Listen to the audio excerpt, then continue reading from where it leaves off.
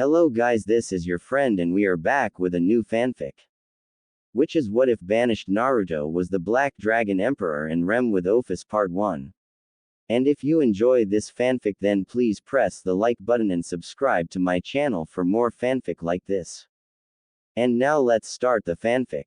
No fair Naruto. How can you be so good?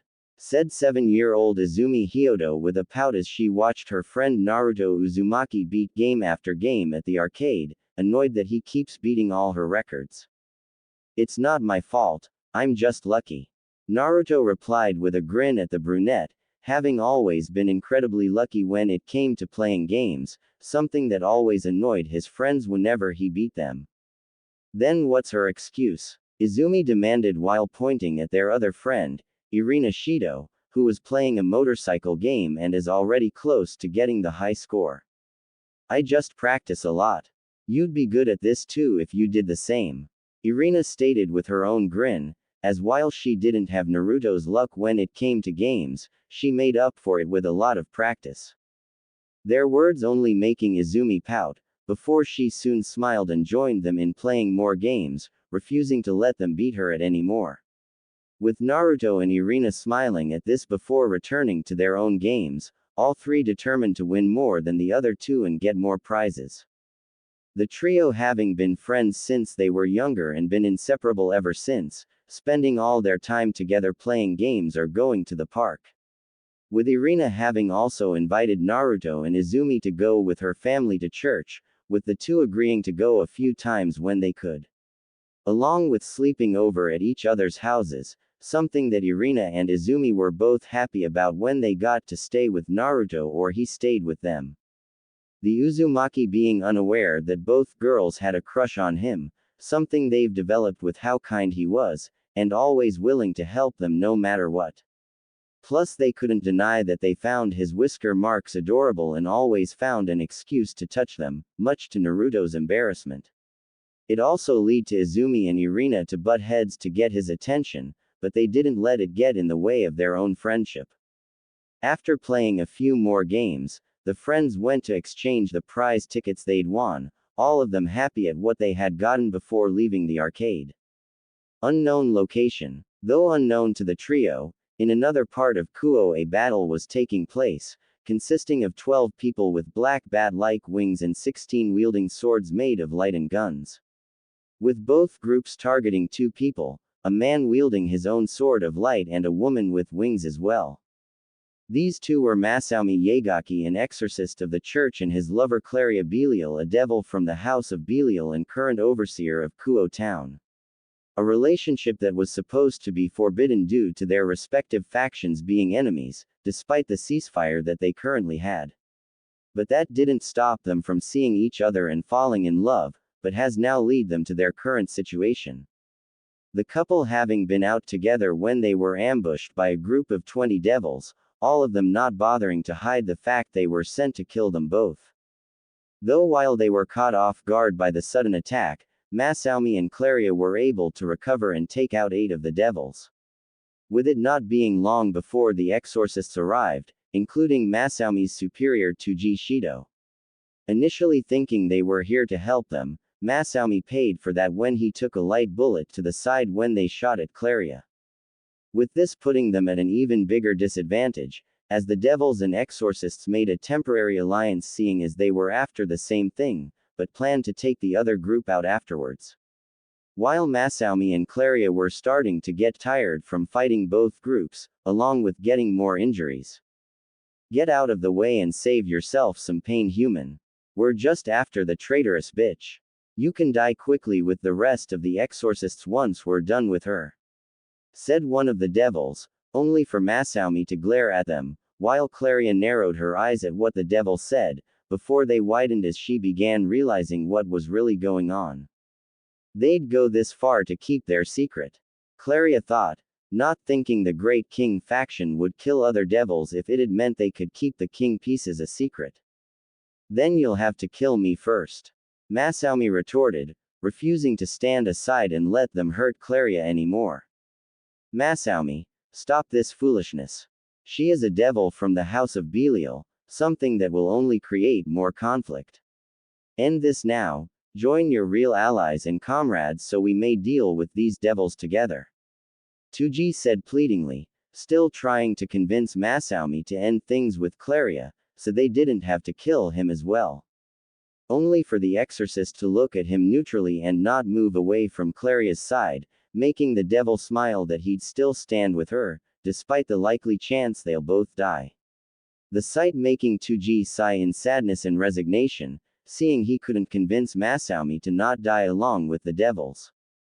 Though before any of them could make move, a dagger was suddenly thrown in the middle of the group of devils, getting all their attention.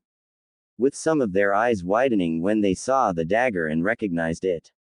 The devils having no time to react before a man suddenly appeared in a yellow flash, carrying 2 light daggers in each hand before he began cutting the devils down faster than they could dodge or counter. Only being further shocked when golden chains shot out of the ground, wrapping around each of the exorcist's neck, except for Tuji, before tightening it hard enough to snap their necks. While the man had killed the last of the devils, picking up his dagger while a woman jumped down from a roof. The sight of them shocking Tuji, Masaumi, and Claria, recognizing them as Minato Namikaze and Kushina Uzumaki. Minato being a former exorcist and one renowned as the Yellow Flash, due to his ability to teleport, along with one of the few capable of wielding a holy sword. Having formerly wielded an Excalibur fragment, specifically Excalibur rapidly, granting him enhanced speed and reflexes, only further adding to his title. While Kushina was a magician known for mastery of her unique magical chains, capable of sealing away the abilities of anyone caught by them. Along with her fierce temper that made everyone wary of approaching her or hurting anyone she cared about unless they wanted to be on the receiving end of her anger.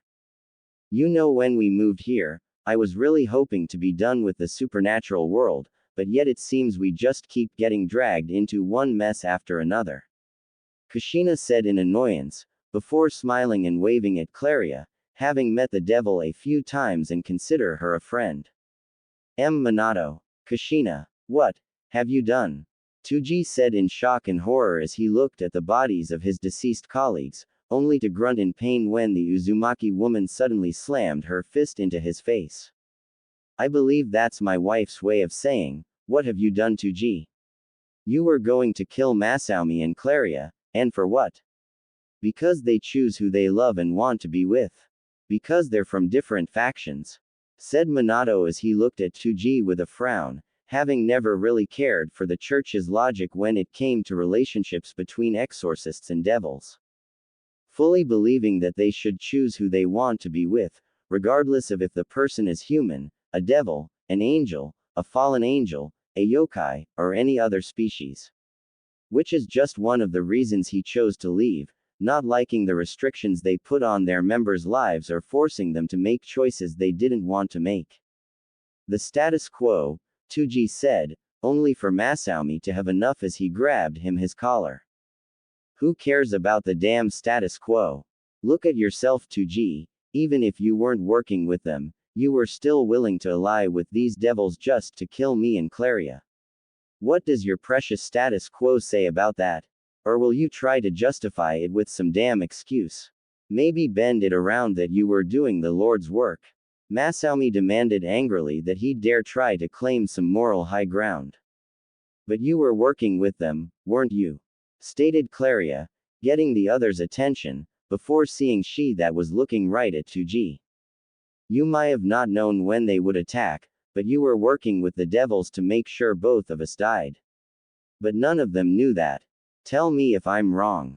Claria said while frowning at the exorcist, with Masaumi, Minato and Kushina narrowing their eyes at Tuji, who could only lower his head. I admit it. Yes, I was aware that devils would be sent after the two of you, after both sides failed to split you apart. Zekram Bale and I, we agreed to a temporary alliance that no one was aware of, that we'd work together to kill you both. As a means to maintain our respective rules and status quo. I knew when the attack would take place and so did Zekram, but everyone else, it would simply be an unexpected coincidence. Tuji confessed, much to Masaumi's growing anger. A traitor and a hypocrite then.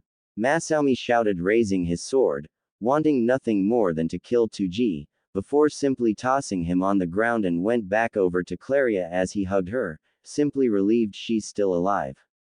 Thank you, both of you, said Masami to Minato and Kushina, knowing he and Claria were indebted to them, with both adults nodding in response before looking back at Tuji. Tell me something, Tuji, what would you have done if Irina learned what you did? Kushina said, making Tuji freeze and look at them with wide eyes. Did you even think for 1 second about that? How this would affect your family? Betraying the rules you claim to be enforcing, how do you think Irina would react?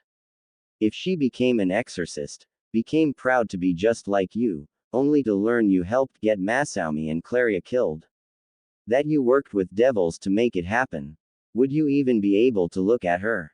Questioned Kushina while glaring at Tuji, who shook as he imagined his daughter smiling up at him, proud to become an exorcist like her father.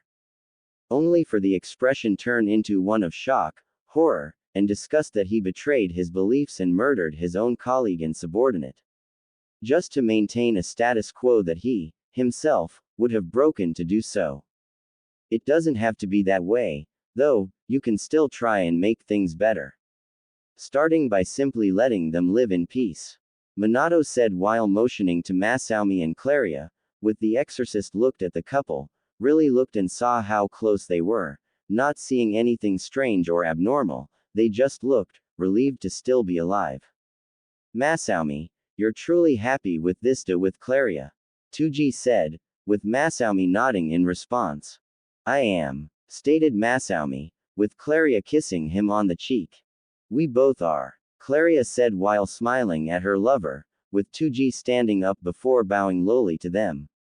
Then, all I can ask is for forgiveness, said Tuji, with Masami frowning at his superior and now former friend, not sure if he could ever forgive him. There's nothing to forgive, you were just being used like everyone else here, Claria said while getting everyone's attention. What are you talking about? Questioned Minato, wondering what she meant. This wasn't about maintaining the status quo or the rules, maybe for the exorcists it was. But the devils, they only saw an opportunity to kill me. For Zekrom, this wasn't about maintaining the status quo, it was eliminating me for what I know. Claria replied, making them all frown at what she could know that warrant death. And what do you know, exactly? Kushina asked, since it had to be important if Zekrom Bale of all devils would want her dead. That I unfortunately can't tell you.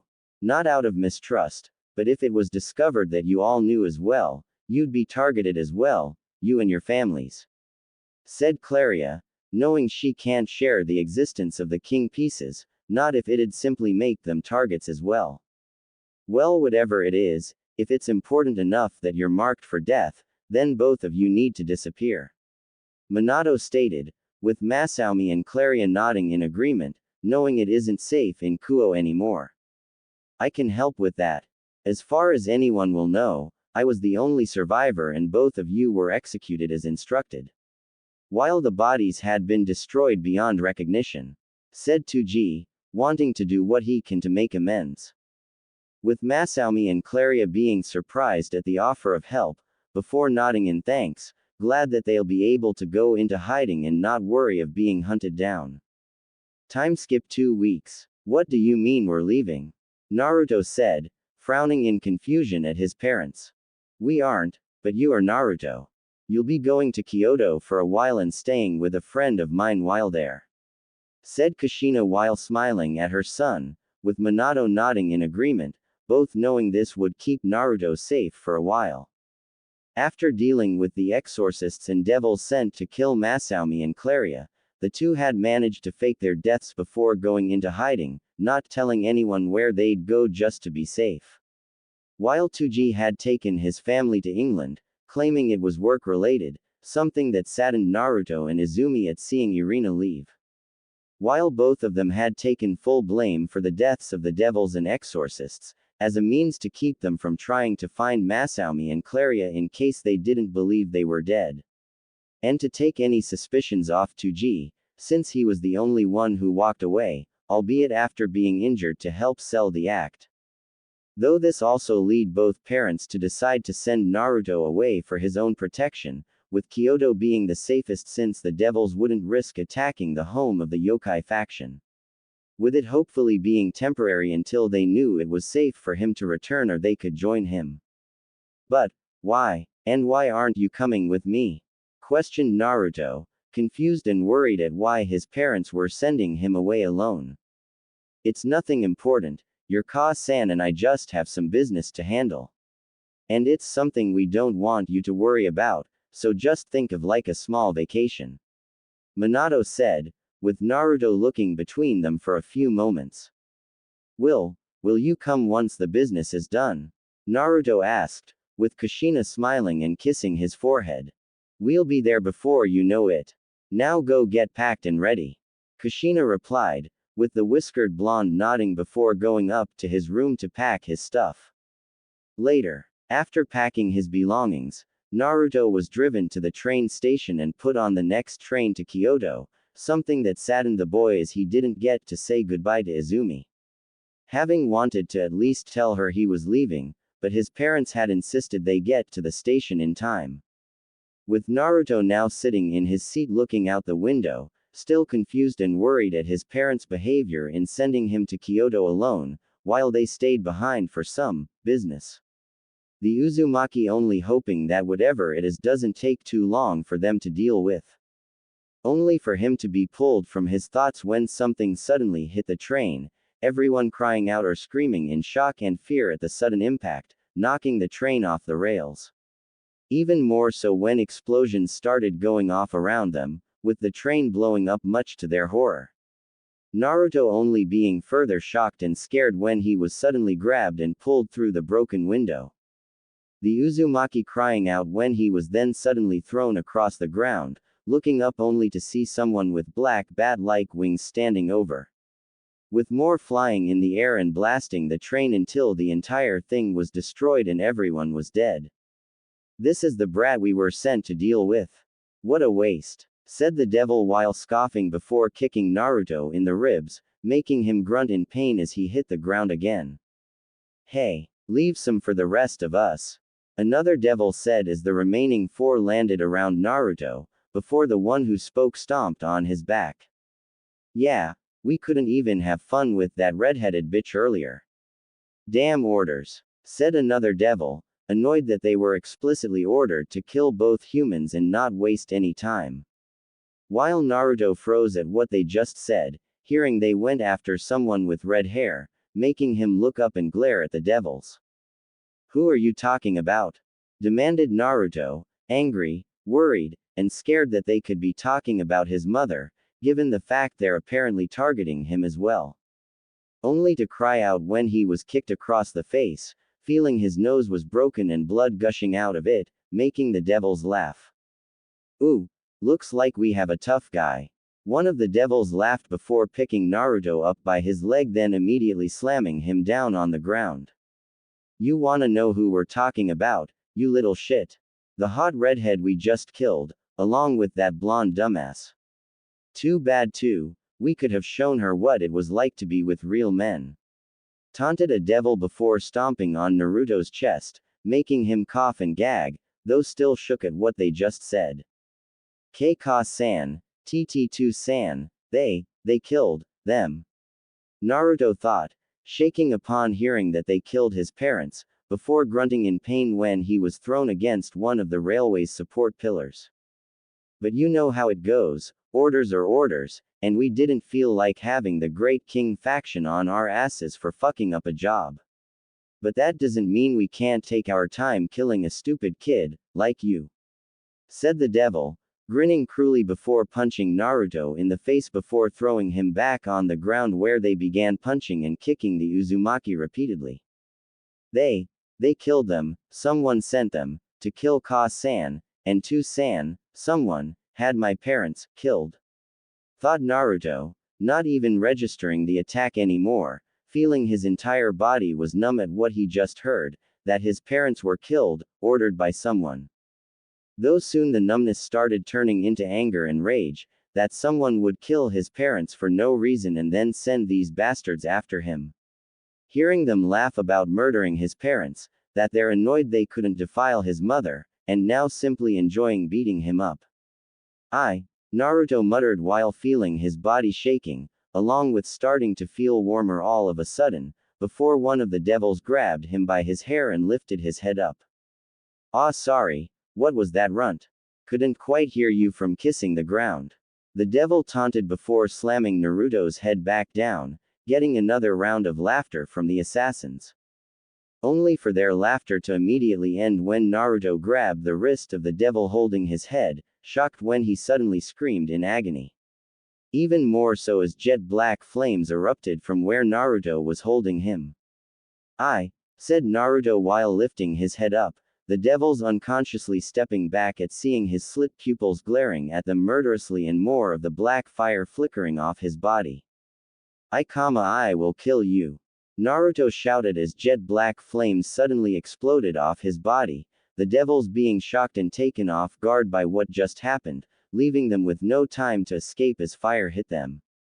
The devils crying out in pain and agony as they felt the flames weren't just burning their bodies, it felt like their very souls were being burned. While their attempts to try and put the flames out were useless, as their magic and power didn't seem to do anything. With it not being long before the devils couldn't handle the pain anymore and dropped to the ground dead, with their bodies still burning. Naruto, meanwhile, panted as he stood up on shaky legs while glaring at the bodies of the devils, wishing they could have suffered longer. Good riddance, Naruto said darkly, not caring he just killed 5 people, only that they paid for killing his parents. You're a strange one, aren't you? Someone stated in a bored and emotionless tone, making Naruto tense and quickly turn around to see who spoke, only to be surprised at who he saw. It was a cute, young girl with long black hair down to her hips and gray eyes. Her ears differ from a normal human's as they have pointed tips, although her long black hair makes this feature difficult to notice. Her dark gray eyes have reptilian slitted pupils. Her attire consisted of a black gothic Lolita outfit which exposed her with X-shaped tape covering her nipples. While her expression was entirely void of emotion, only looking bored despite the destruction around her. Who are you? Naruto demanded warily, not sure who this girl was, only for her to ignore him and instead look at the still burning black flames. The girl hummed in thought before looking at Naruto, walking up to him and get uncomfortably close to the Uzumaki. What are you doing? Who are you? And where did you come from? Said Naruto while backing away from the girl, only to find her hands on his shoulders, holding him in place. You're very noisy, be quiet. Said the girl, making Naruto tense as while he still didn't hear any emotions in her voice, he felt that she was starting to get annoyed. Yes, you have one of Vritra's sacred gears inside of you, the Blaze Black Flare, also known as the Evil Dragon's Black Flame. The girl said, which further confused the whiskered blonde. What are you talking about? Who's Vritra and what's a sacred gear? Naruto asked, not knowing what was even happening anymore. Vritra is one of the Dragon Kings and an evil dragons, known as the Prison Dragon, the Enveloper and Darkness Dragon King. He's slightly less annoying than the rest of my kind since he knows not to get involved unless it concerns him directly. Said the girl, with Naruto looking at her in shock. What? Dragons are real. Why you're a dragon? Naruto said, only to flinch when the girl narrowed her eyes at him. Yes, dragons are real and I am one. I am Ophis, the Ouroboros dragon and the infinite dragon god. And you are interesting to me. Said Ophis while pointing at Naruto, knowing that Vritra's sacred gears would be useful to have in getting rid of Great Red and taking back her home. I am, Naruto asked warily, still not sure what to make of this girl. Yes, you are, and I want you to join me now, Ophis stated, which only further shocked Naruto. Join you? You literally just show up out of nowhere, talk about dragons and things called sacred gears, then suddenly expect me to join you? Naruto demanded, not sure if she's crazy or just didn't care. Yes. Ophis replied like it was obvious, the Uzumaki only able to look at her with wide eyes before shaking his head and looking at her with narrowed eyes. Why would I join you at all? All I know is your name. What would you even give me in return for joining you? Questioned Naruto, not sure if he wanted to trust her or join her for whatever reason she wanted him. What if I could help you gather the rest of Vritra's sacred gears? As right now you only have one, while the others are still out there for you to collect. Each with a powerful ability for you to access, that's only made stronger when used together. In addition to that, I shall also grant you one wish. Said Ophis, with Naruto being surprised at the offer before freezing at the second part. Can you bring back the dead? Naruto asked, since the only thing he really wanted was his parents back, only for that hope to be dashed when Ophis shook her head. Unfortunately, that's beyond even my power since it's unlikely that those devils left their bodies intact. Ophis replied, doubting the devils would have left the bodies in good enough condition to be revived, making Naruto clench his fists that he couldn't bring his parents back. Then everyone who was involved in their deaths, everyone who's part of this great king faction, I want them all dead. Said Naruto, since if he couldn't have his parents back, he can at least make sure everyone involved in their deaths dies as well. Very well, I'll see to it they meet their ends. Said Ophis before holding out her hand to Naruto, who looked at it before taking the Ravenette's hand. Not a moment later, both Naruto and Ophis vanished as if they were never there. Time skip 10 years. Hard to believe I'm back here, and it looks like nothing's changed. Naruto thought while walking through Kuo, seeing that nothing much has changed with his former home, though now he was aware of what happened when no one was watching and the lights went out. 9 years have passed since the day he lost his parents and awakened his sacred gear, then being found and recruited by Ophis into the Chaos Brigade. Along with, surprisingly, Ophis taking him in as her adoptive son, which was at first just a cover used to keep most of the Chaos Brigade from trying to use him for their own purposes. And as Ophis put it, it was only natural since they were both black dragons, so it made sense, to her anyway, that they'd be mother and son.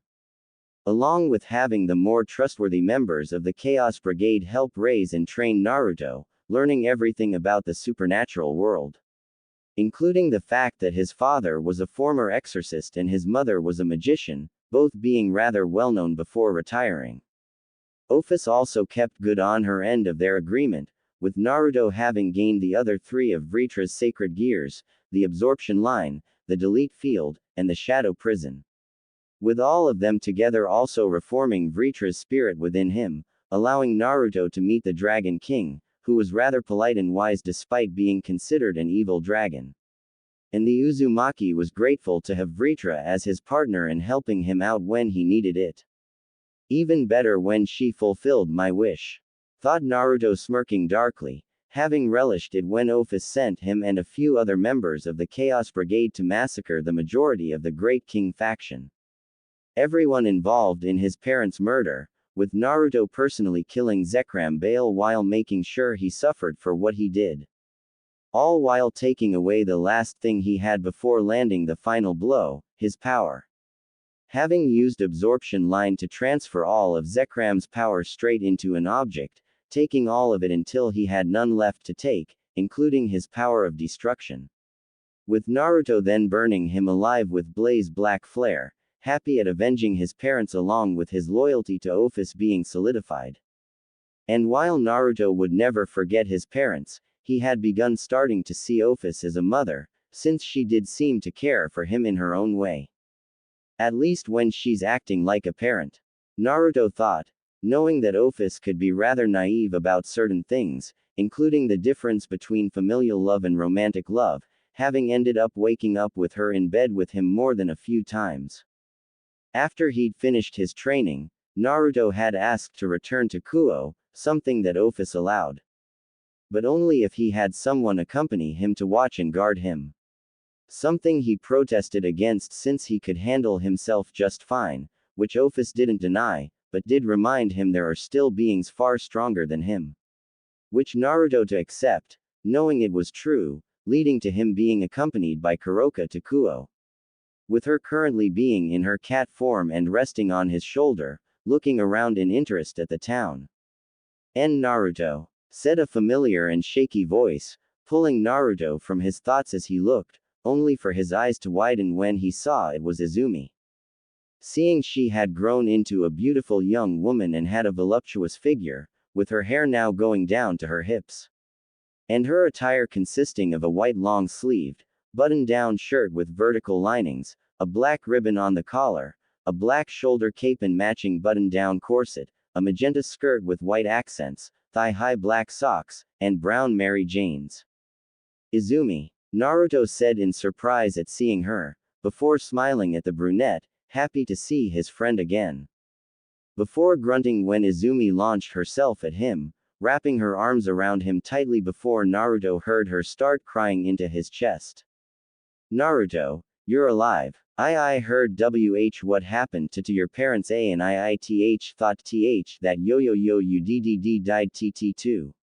Izumi cried, overjoyed and relieved to see he's still alive, with Naruto wincing at hearing this, now feeling like not doing something to contact her or Irina sooner. I'm sorry Izumi, I didn't mean to hurt you like that. But, I had been attacked by the same people who killed my parents, it was only thanks to someone arriving and saving me that I'm still alive.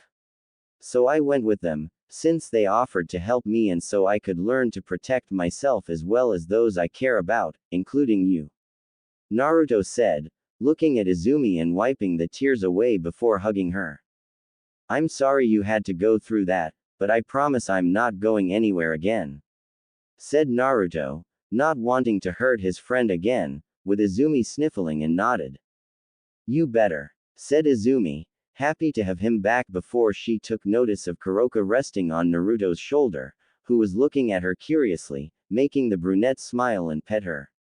Oh, and who's this cutie? Izumi asked, with Naruto smiling at Kuroka purred from Izumi's petting. This is Karara, I met her during my travels and adopted her after seeing she had nowhere to go. I actually just arrived back in Kuo now and plan to enroll into Kuo Academy once I get settled in. Said Naruto, making Izumi smile joyfully upon hearing this. Really? That's great, since Kuo Academy was the school I got to. If you're enrolling, I can show you around if we're in the same homeroom.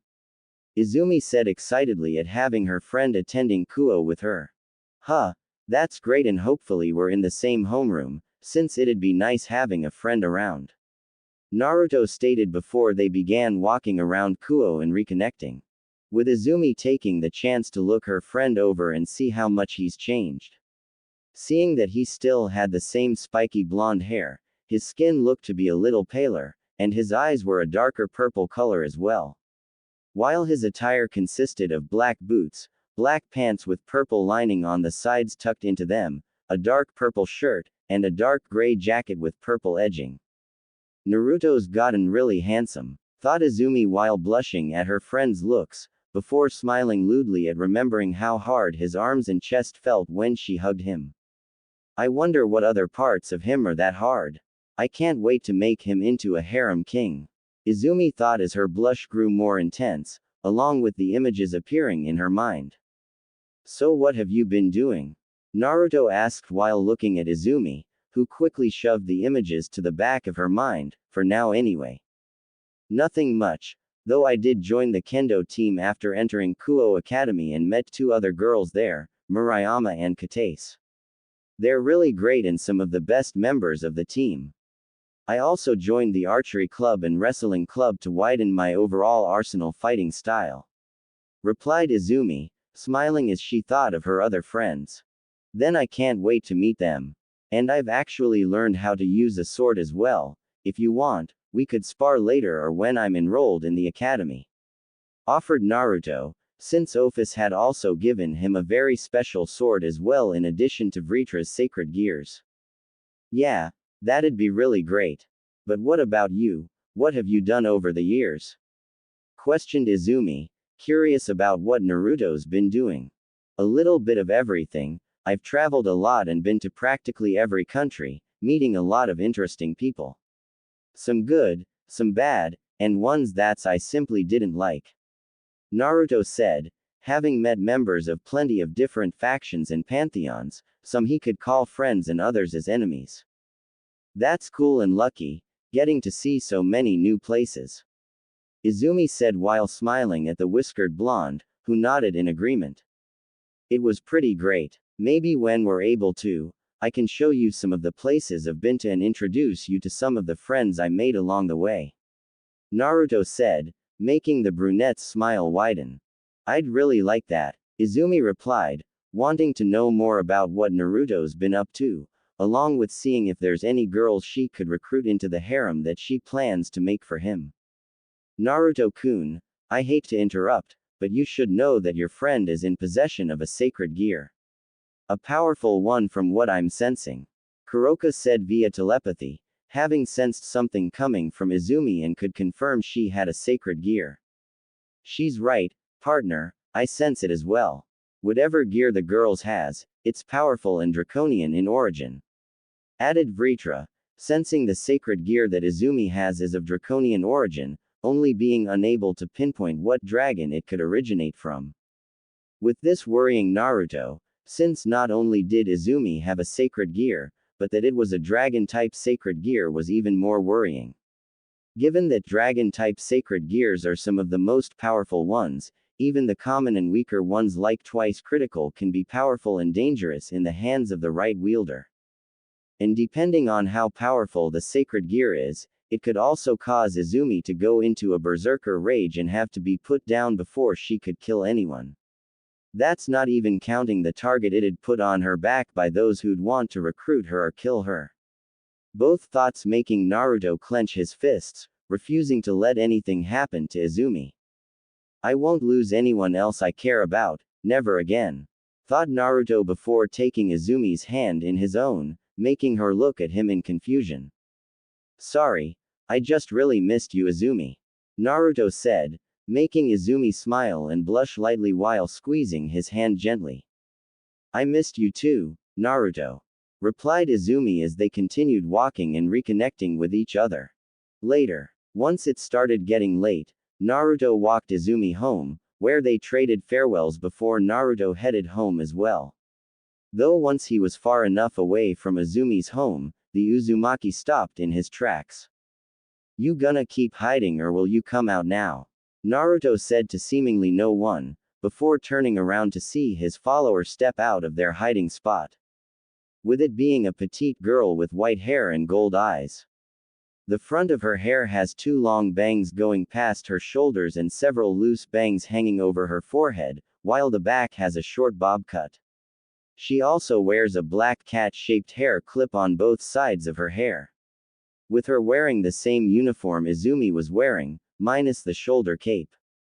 Who are you? Naruto asked warily, with the girl being just as wary, with neither of them lowering their guard.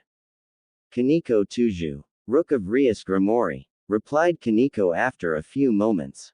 Naruto Uzumaki. Naruto introduced before they fell silent again, measuring each other up. What is your relationship with Izumi-senpai? Kaneko asked, only to see Naruto tense and narrow his eyes at her. What does your king want with Izumi?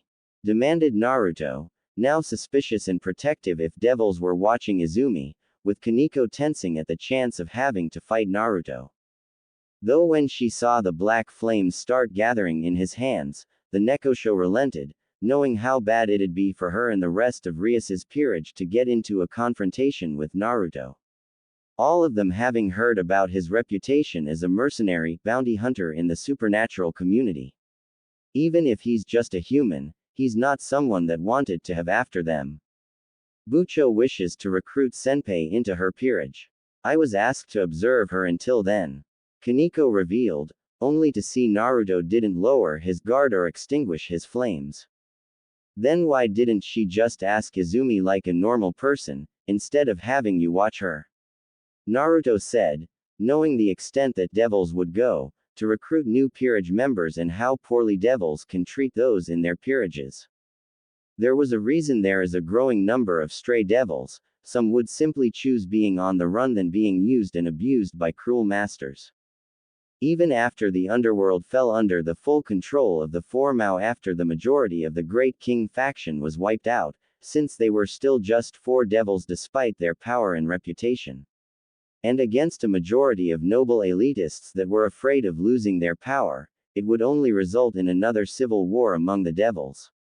Something that they desperately wanted to prevent. Do you not trust devils? Or just not want your friend to be one? Questioned Kaneko warily. Given how Naruto was a bit of a controversial figure among the devils, especially for the Grimoire family and Bale family, with his hand in the Great King faction's destruction while having brutally killed Zekrom himself. No, it's not that I don't trust devils. I have some friends who are devils despite my shaky relationship with the faction, overall. With them consisting of both naturally born devils or reincarnated as ones. If Izumi becomes one, I'll respect her choice and still care about her no matter what. Especially if it helps her in manifesting and learning to control her sacred gear. Naruto replied, shocking Kaneko that he already knew about Izumi's sacred gear. But she's my friend, one of my closest and oldest friends in fact, so I simply want to make sure the devil who recruits her treats her right. And given the fact that your king is having you spy on her, that makes me think I can't trust her to look after or treat Izumi right. The only reason I'm even hearing you out now, is I know the Grimoire family have a reputation of treating their servants and peerage members kindly, even if they're one of the devil families I have the worst relationship with. Added Naruto, making Kaneko frown at his words. Bucho has no negative intentions towards Izumi senpai. And she is kind to all her peerage members. Kaneko stated in Rias's defense, with Naruto not looking convinced but extinguished his flames. I'll be the judge of that. Set up a meeting between me and your king, and I'll see if she only has kind intentions towards Izumi. Said Naruto, wanting to meet Rias himself to determine her intentions, with the Nekosho nodding in response. Very well, I'll inform Bucho that you want to meet her. We're based in Kuo Academy as the Occult Research Club and our base is the old school building. One other thing, Buku's friend Sona Citri is also based here in Kuo with her peerage being the student council. Said Kaneko, informing him of Sona and her peerage to avoid any misunderstandings, with the whiskered blonde nodding in response. That works for me, I plan to enroll into Kuo Academy anyway. I'll meet with your king then. But let me make this perfectly clear, if anything happens to Izumi, anything that you or the rest of your king's peerage could have prevented, I'll hold you all responsible. Naruto threatened with his flames flaring up slightly, making Kaneko gulp before nodding. Of course, I'll go inform Bucho now. And I promise, we'd never let anything happen to Izumi senpai or anyone else in Kuo. Kaneko said before teleporting away. I'll hold you to that. Muttered Naruto before pulling out a fallen angel feather, having grabbed it while he and Izumi were walking, seeing that Rias and Sona were either incompetent in not knowing fallen angels were here or they knew but weren't doing anything about it, neither of which looked good for them at the moment. Sorry for being too hard on your sister like that, Kuroka. Naruto said while petting Kuroka, who nuzzled against his hand, having been suppressing her power to avoid being detected by Kaneko. It's fine Naruto-kun, you're just looking out for your friend. But please don't be too hard on Sharon-chan, if you and the devils here end up fighting each other. Replied Kuroka, not wanting her sister to get hurt too badly. I'll try, but it'll depend on Kaneko. Said Naruto since he didn't want to hurt his friends, physically or emotionally, he also won't hold back against those that threaten them. Kuroka could only sigh, but nodded in understanding before Naruto began walking home. While high up in the sky, the two were being watched by a fallen angel. She was an attractive young woman with violet eyes having a slender body. She had long silky black hair down to her hips and possessed two black feathered wings. With her clothing consisting of black, strap-like objects, that resembled leather, around and under her large, a thong-like piece held around her hips by three thin straps, gloves that ran right up her arms with small lengths of chains hanging from them, shoulder guard-like objects on her shoulders with three large spikes sprouting from her right shoulder, and black thigh-high heel boots. This was Rainier, a member of Gregorian known for her loyalty to Azazel and Shemhazai to the point of worship and fanaticism. What's he doing here? Thought Rainier, looking at Naruto in shock at seeing him in Kuo. Having encountered him a few times, during the rare times that Azazel met and negotiated with Ophis, usually about the sacred gears now residing within the Uzumaki. With the two being acquaintances at most, with Rainier knowing that he definitely isn't someone you wanted to cross. And the fact that he's also apparently friends with her target just made this a lot more difficult. Shaking her head, the Ravenet flew back to the abandoned church so they can figure out what to do with this recent development. I might need to contact Lord Azazel and tell him that the mission is a no-go. Rainier thought, hating the idea of failing one of the people she idolized the most, but didn't seem to have much of a choice. Today's the day, Izumi thought, smiling in excitement while practically bouncing in her seat in her homeroom class. The reason for her excitement being that after 4 days since her reunion with Naruto, her childhood friend Crush has finally gotten settled back into Kuo. With Naruto having told her yesterday he had enrolled into Kuo Academy and would be starting today. Much to Izumi's happiness that she'll be able to see more of her childhood friend Crush, having stayed up all night praying and buying sutras, hoping they'll be in the same homeroom. Are you alright, Izumi? Asked a girl that's sitting right behind Izumi. Yeah, you're acting even more excited than usual. Did something happen? A second girl who's sitting next to the first asked, with Izumi looking behind her at the girls. The first girl had long brown hair with fair skin, 2 long strands on either side of her face and tied into 2 twintails with red ribbons, and goldish brown eyes. The second girl had fair skin, shoulder-length salmon pink hair held back by a white headband, and brownish red eyes.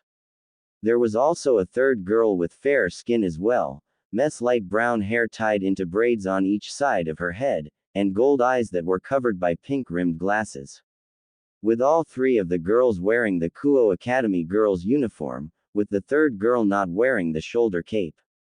These were Murayama, Katase, and Ika Kuryu, 3 of Izumi's friends, with Murayama and Katase also being on the kendo team with her. Sorry, I'm just really excited since a few days ago a childhood friend of mine returned to Kuo, after he was gone for nearly a decade. And I just learned last night he's enrolling into Kuo, so I'm really excited and hoping he's in our homeroom. Izumi said while smiling brightly, surprising the girls at hearing this before smiling at their friend, happy for her. Wow, that's really great. I can't wait to meet him. Katase said, with Murayama nodding in agreement. Yeah, I just hope he's a nice guy, we could use more of them here. Said Murayama, sighing in annoyance, given how most of the guys at Kuo Academy only enrolled due to it formerly being an all-girls school. Don't worry, Naruto's a really great guy and I'm sure you'll like him. He even learned how to use a sword while he was away and offered to spar with me. Replied Izumi, with Ika's smile turning lewd for a moment. That's good to hear. Unless you're disappointed he won't try peeking on you, Izumi. Ika said, causing Izumi to blush before she began giggling pervertedly at imagining Naruto peeking on her. Ooh, what if I made a peephole just for Naruto to use? I wouldn't mind letting him see me undress. Then can let him throw me down and ravage me. Izumi thought, imagining Naruto having his way with her, while she begs for more. Your mask is slipping, Izumi. Murayama and Katase said with deadpan expressions, fully aware of Izumi's perverted nature, having gotten used to it during their time on the kendo team and how she'd shamelessly watch them undress or shower after practice. Ooh, were you thinking of you and Naruto together, Izumi? What were you doing? How big do you think he is? Questioned Ika while smiling eagerly at her friend, with Izumi blushing and furiously shaking her head to stave off the perverted thoughts. Shut up. And don't say anything to Naruto either, I don't want him finding out. Izumi said frantically, not wanting Naruto to think she's only a pervert that just wants to have with him or that she's a creep who'd try peeking on him. Aika's smile merely grew at this, knowing she'll be able to have a lot of fun with that. A thought Murayama and Kataise shared, liking the chance to tease their friend. Luckily for Izumi, their teacher Aruka Yumino soon arrived at the classroom. Alright, settle down everyone, settle down.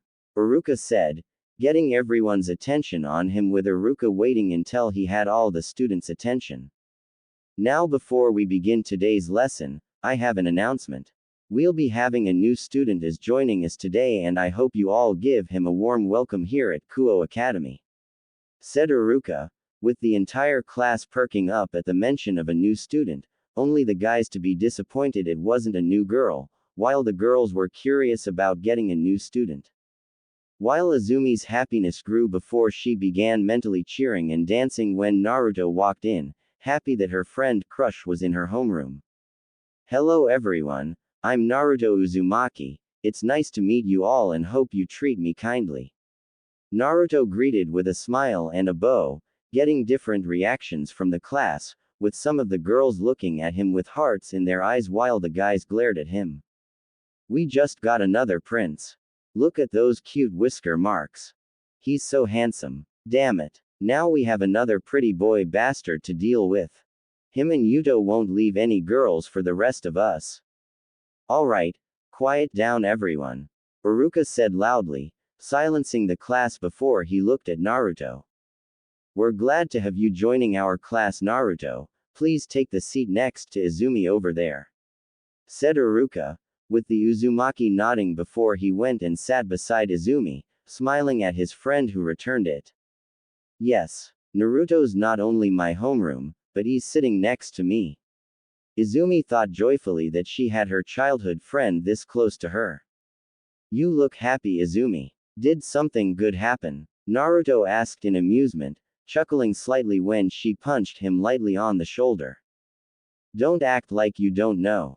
Though I'm really happy that we'll be seeing a lot more of each other now. Replied Izumi, with the whiskered blonde nodding in agreement. Yeah, it's nice to have a familiar face who can help show me around. This place is definitely a lot bigger than I was expecting. Said Naruto, having heard Kuo Academy had a primary division, a high school division, and a college division, but it's much larger than he expected. I know, it can take a while to get used to it and find your way around, but it's really great and there are plenty of different clubs to join as well. Izumi said, having been surprised herself by Kuo when she first enrolled. By the way Naruto, I've been wondering, where exactly are you staying? Questioned Izumi, wondering where Naruto was staying since she hadn't seen his home, given she doubted he'd stay in his family's old home after what happened. I got a place just outside of town in the forest. I can show it to you later if you want. Naruto replied, having gotten the place specifically so he could have some privacy to train and in the event he was attacked by anyone who manages to get past the defenses, it will let him deal with any enemies without worry. That'd be really great. Izumi while smiling at the chance to see where Naruto is staying before they both looked ahead when the lecture started. Though unseen to them, Aika passed both Murayama and Kataise notes, with both girls blushing brightly at what they were before quickly hiding them. Though the two gave a few quick glances at Naruto before looking away with red faces, making Aika mentally giggle at messing with her friends. Later, after class ended and break started, Izumi had begun showing Naruto around Kuo Academy along with introducing him to Murayama, Kataise, and Aika. So, you two are in the Kendo club with Izumi. Are you part of any other clubs? Naruto asked while looking at Murayama and Kataise. Yep, and we're some of the best members, along with Izumi.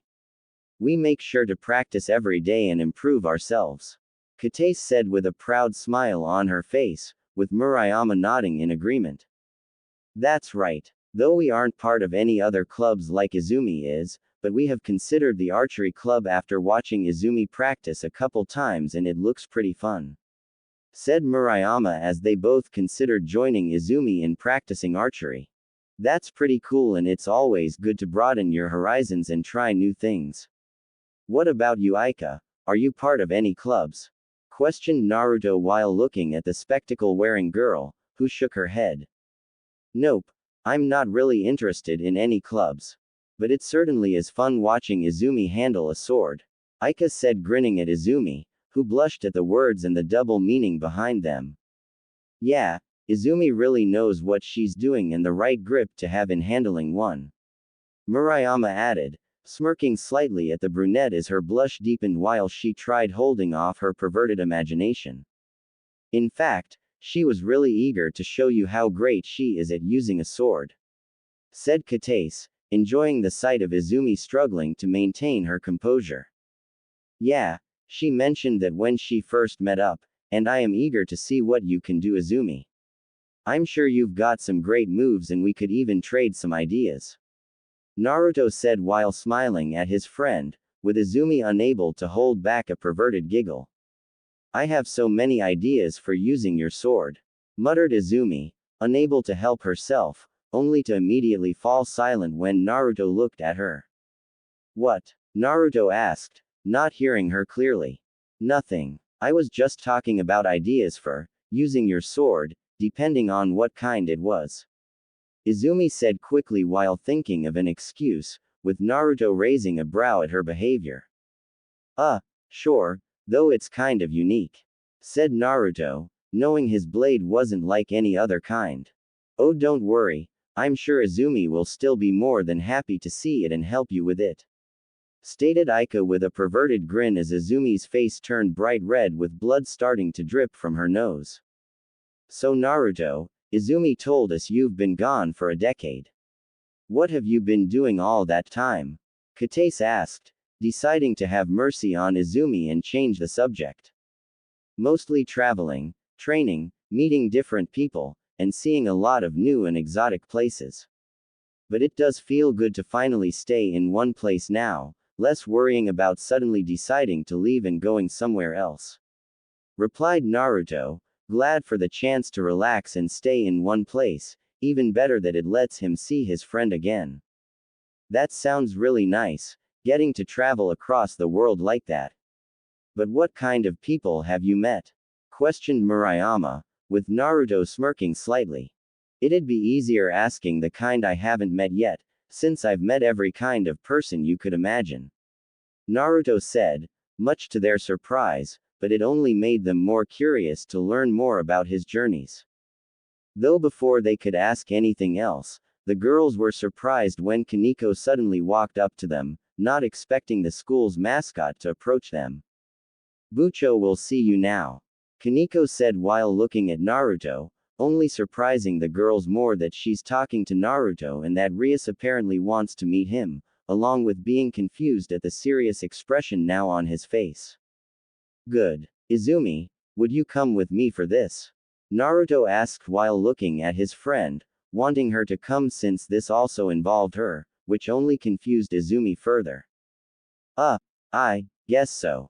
Would that be alright? Said Izumi, looking at Kaneko since she seemed to only be bringing Naruto, with the white-haired girl not doing anything to stop him, knowing what he's doing.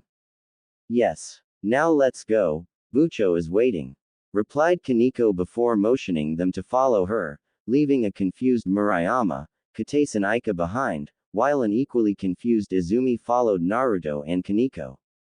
What just happened? Katase asked in confusion. I'm not really sure, replied Murayama just as confused, while Aika shook her head as well. The three trading looks with each other before looking back towards Naruto and Izumi following after Kaneko. Naruto, what exactly is going on? How do you know Kaneko? And why does Rias want to see you? Questioned Izumi, confused at how Naruto apparently knows Kaneko, given he didn't look confused at her appearance, even more so that one of the two great ladies wants to see him. I'll explain everything, Izumi, but not yet. Once we get to their clubhouse, I'll tell you anything you want to know. Naruto said while assuring his friend she'll get her answers. with Izumi only being able to nod slowly as that response only confused her even more, wondering what else there was to know. The three walked in silence as they exited the school and headed for the occult research clubhouse, before entering to find Rias inside. Along with who Izumi recognized as Yuto Kiba, the prince of Kuo Academy, and Akino Himahima, the other half of the two great ladies, standing on either side of Rias. Rias is a beautiful young woman with a voluptuous body, white skin, blue-green eyes, and possessing a buxom figure. Her most distinctive feature is her long, beautiful crimson hair that reaches down to her thighs with an ahoge sticking out from the top. Her hair also has loose bangs covering her forehead and side bangs framing her face. Akino is an equally beautiful young woman with a voluptuous figure, very long black hair, and violet eyes. Her hair is usually tied in a long ponytail, reaching all the way down to her legs with two strands sticking out from the top and sloping backward, with an orange ribbon keeping it in place. While Yuto is a handsome young man with short blonde hair, bluish-gray eyes, and a mole underneath his left eye. With all three wearing the Kuo Academy uniforms, but what surprised Izumi is the unusual serious expressions on their faces. Naruto Uzumaki, how nice of you to join us, Rias said tersely, shocking Izumi even further since this was a far cry from how Rias usually acted. Did I really have a choice? Said Naruto while looking at her with a raised brow, knowing that if he didn't meet her or Sona, they'd assume he's a threat and act accordingly. But I am thankful you were at least willing to hear me out, despite the circumstances. Naruto added, knowing with what happened Rias could have simply had her peerage attack him, showing that she's mature enough to act civilly while earning her a few points. I thought it better to speak before going to less kind methods, stated Rias before looking at Izumi then at Naruto with a raised brow at her presence. I invited Izumi to join since this concerns her as well. Is that fine with you? Questioned Naruto, with the redhead looking at him with narrowed eyes. Very well. Izumi may join, Rias said after relenting to this, knowing it'd only serve to antagonize both of them if she removed Izumi. Okay. Can someone tell me what's going on? Naruto, have you met Rias before? Is that why she's trying to incinerate you with her eyes? Izumi asked, wanting to just get some answers before she goes crazy. Not personally, no, but we know of each other. And it wouldn't surprising if she did since I ran afoul of her maternal family a while back. And safe to say, they don't really like me very much, replied Naruto, much to Izumi's shock at hearing this. That's putting it mildly, Yuto muttered, knowing that's a light way to put the Bale clan's feelings towards Naruto. Later, after things calmed down a little, Naruto and Izumi sat down across from Rias, Kaneko and Yuto, while Akino came out with a tray of tea. The Ravenette passing it out to everyone with a smile on her face, which grew tense as she held a cup towards Naruto. The whiskered blonde looking at it warily, not sure if he should risk it. Era, you really think I'd try something as boring as poisoning you? That wouldn't be any funny, since it would be too quick and painless for my tastes, unless it was a paralytic poison. Leaving you helpless for me to do so many things to you, while I can still listen to your sweet screams before the end. Said Akino with a light blush on her face as her sadism leaked out, only backing away when Rias shot her a look while Izumi was shocked at what she just said. Definitely Suzaku's cousin, thought Naruto, knowing while Suzaku was a king-hearted and care about the well-being of her family, Akino included, she had her own share of sadism for those that crossed her. Can someone just tell me what the hell is going on?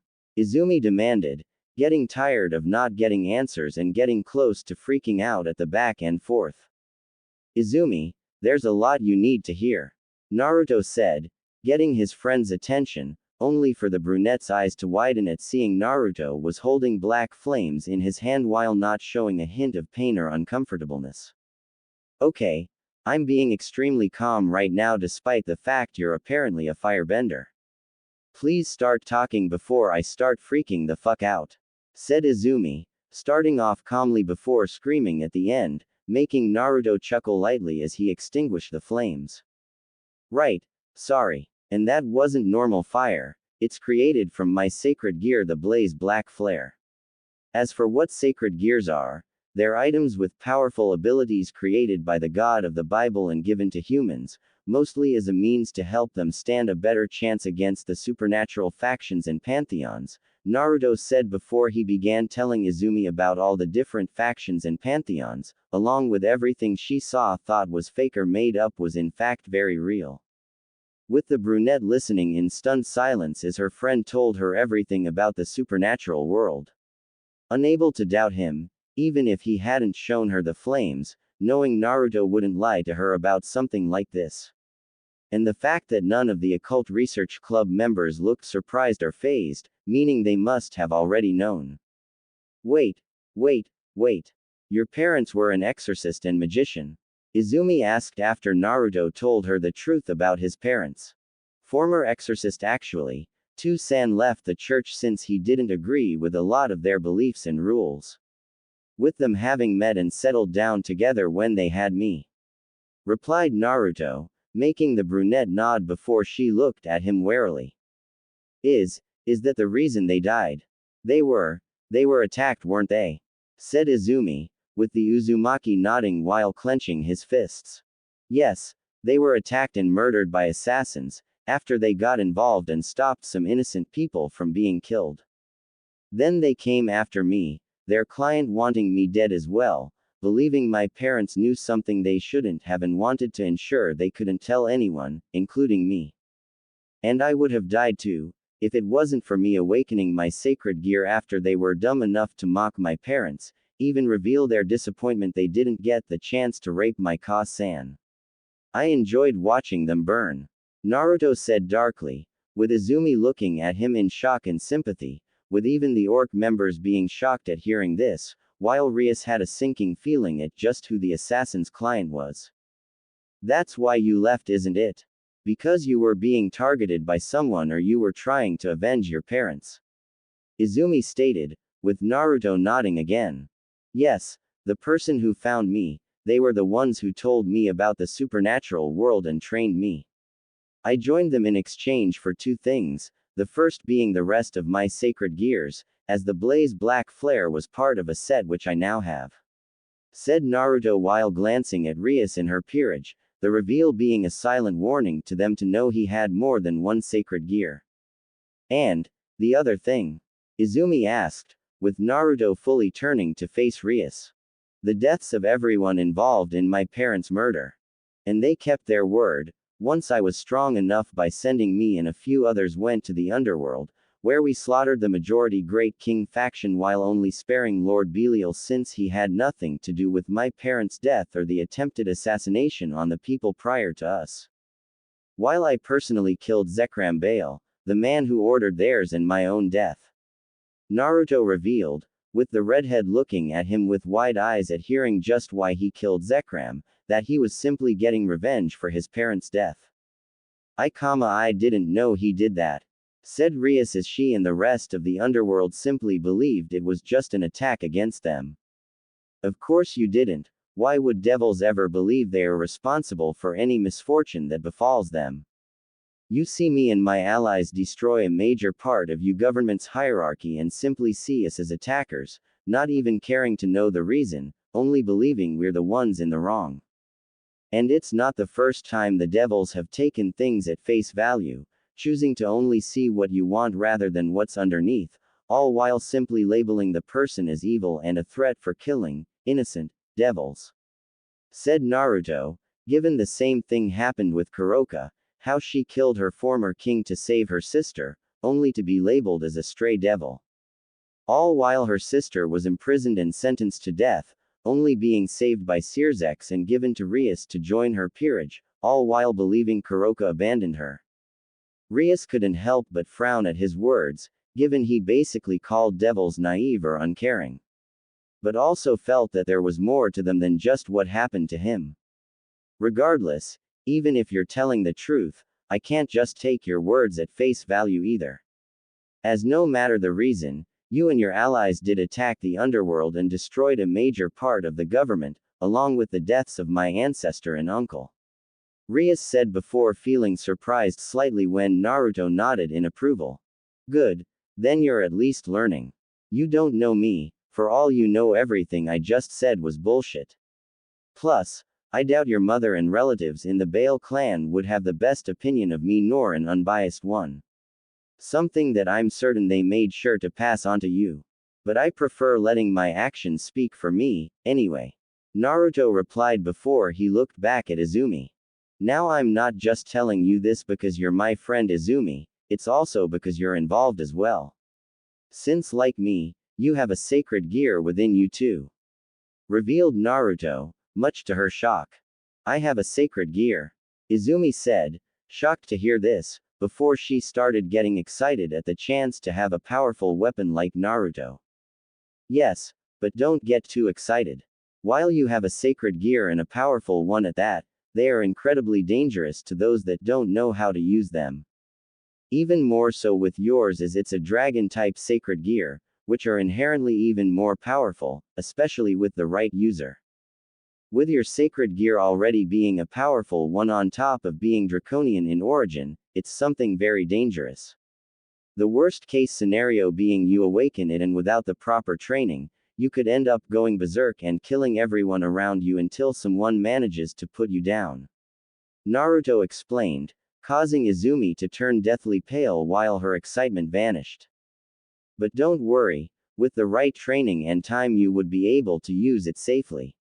Naruto added quickly, not wanting to terrify Izumi into not wanting to learn to use her sacred gear, with the brunette thankfully calming down. And would why yo you'll help me? Izumi asked nervously, shaken that if she wasn't careful she could end up dying.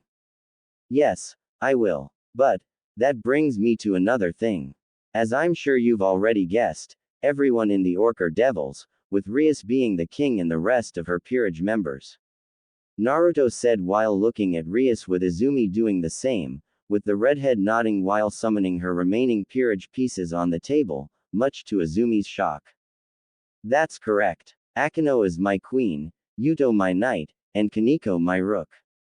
I recruited all of them years ago, using each corresponding piece to reincarnate them into devils, said Rias while taking over the explanation as she began explaining Devil Society to Izumi and filling her in on what peerages were. As for what Naruto meant, I wish to recruit you into my peerage after learning about your sacred gear.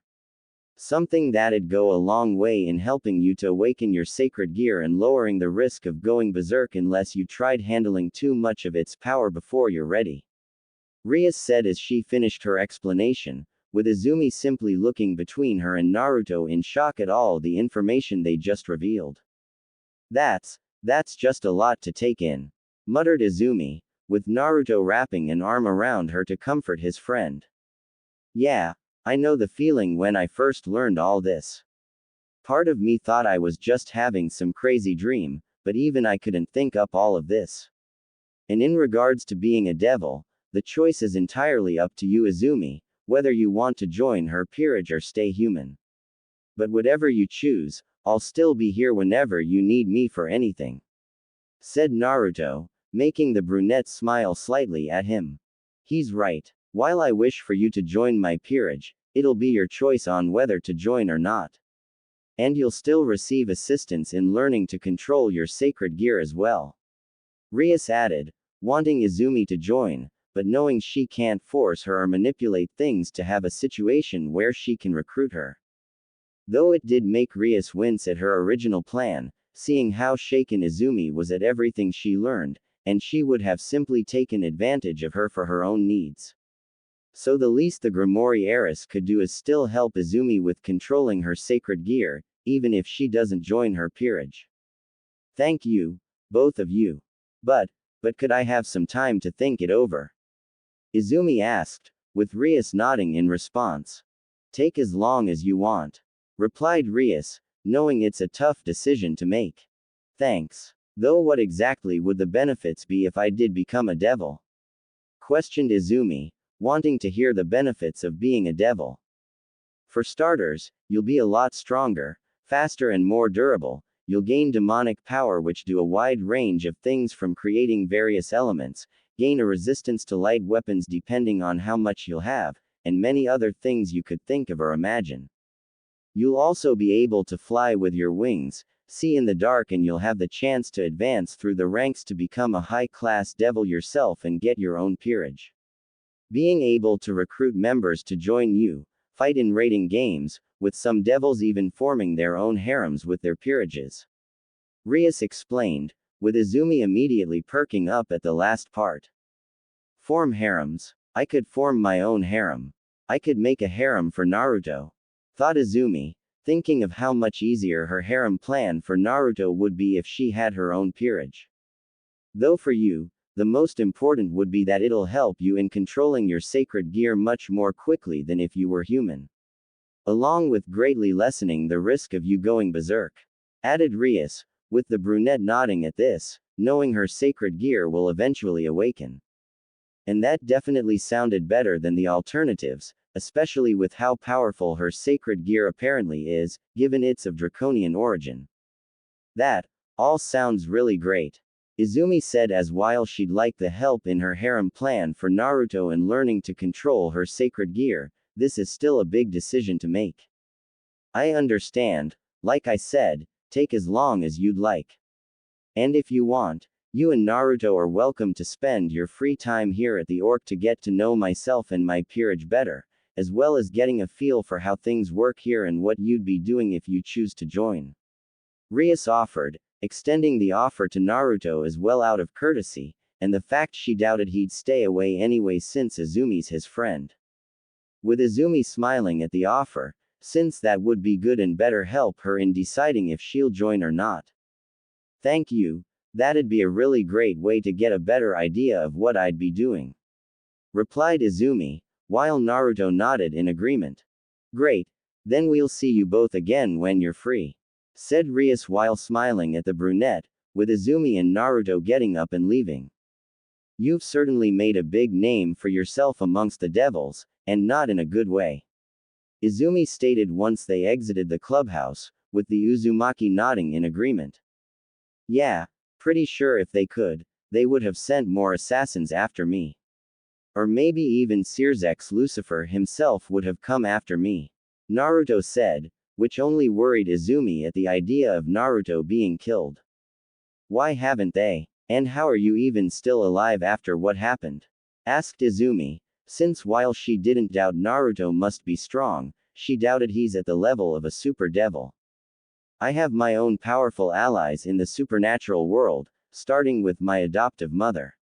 Let's just say that just her alone is enough to make sure the devils don't try anything, not if they want to keep existing, replied Naruto, knowing it wouldn't take much, if any, effort on Ophis's part to destroy every single devil there is, with Izumi looking at him in shock and intrigue. You seriously need to tell me everything that's happened to you, said Izumi as they headed back to class. With Rainier. Meanwhile, Rainier stood in the forest in the park, having just received a response from Azazel in regard to the plan being a no-go with Naruto's presence. With the fallen angel pulling out an envelope before opening it, causing a small holographic figure of Azazel to appear.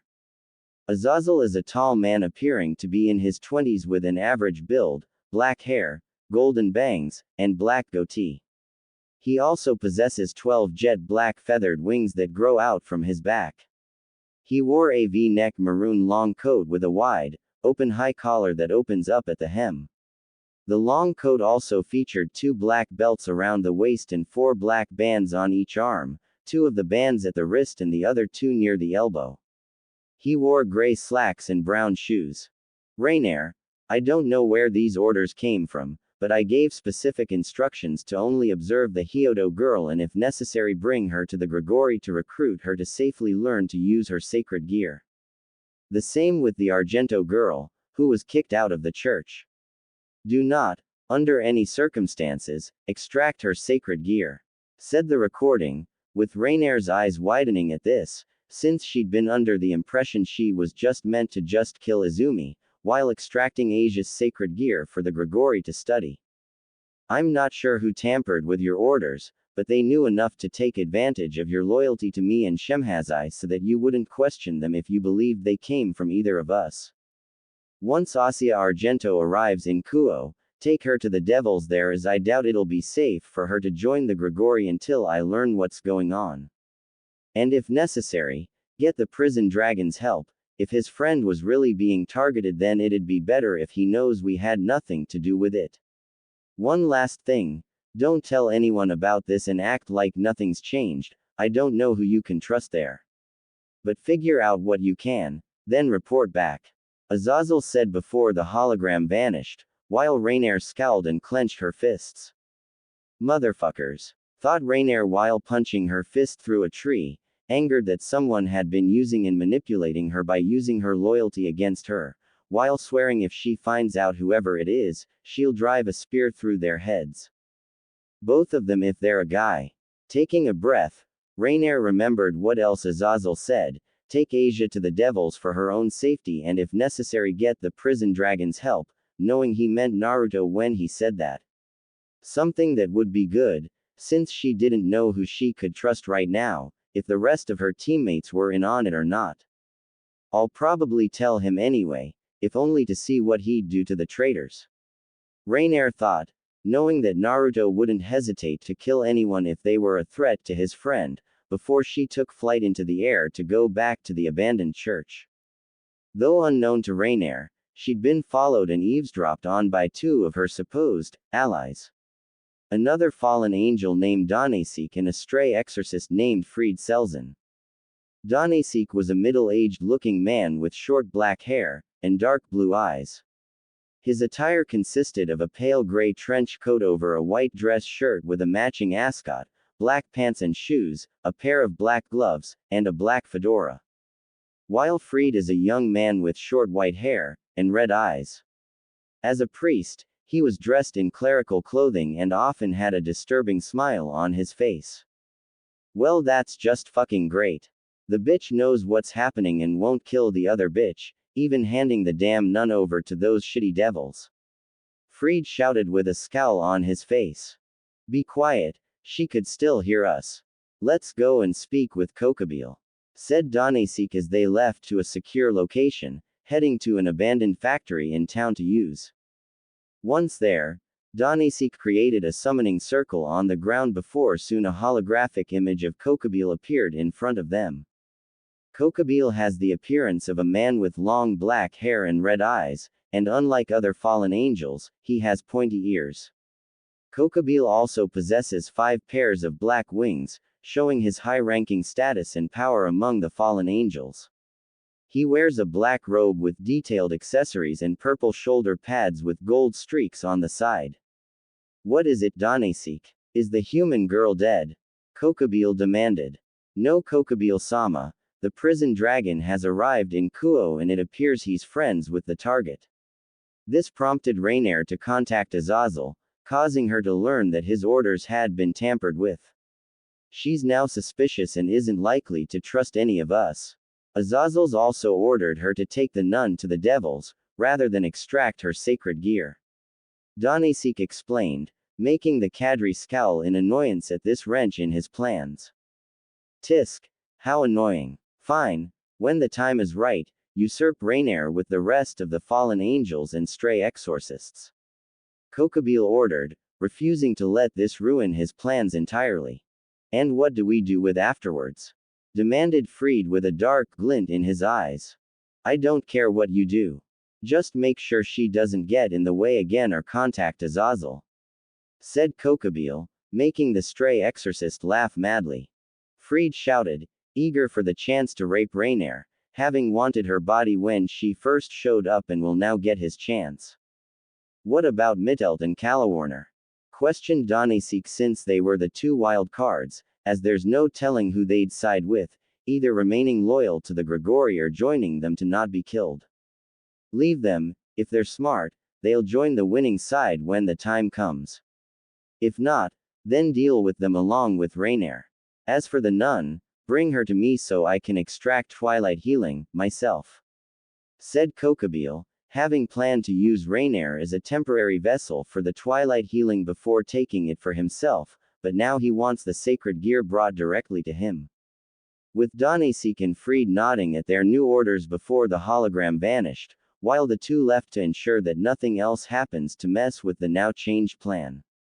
After school ended for the day, Rias met up with her friend and fellow king, Sona Citri, at the Orc clubhouse to discuss Naruto's presence.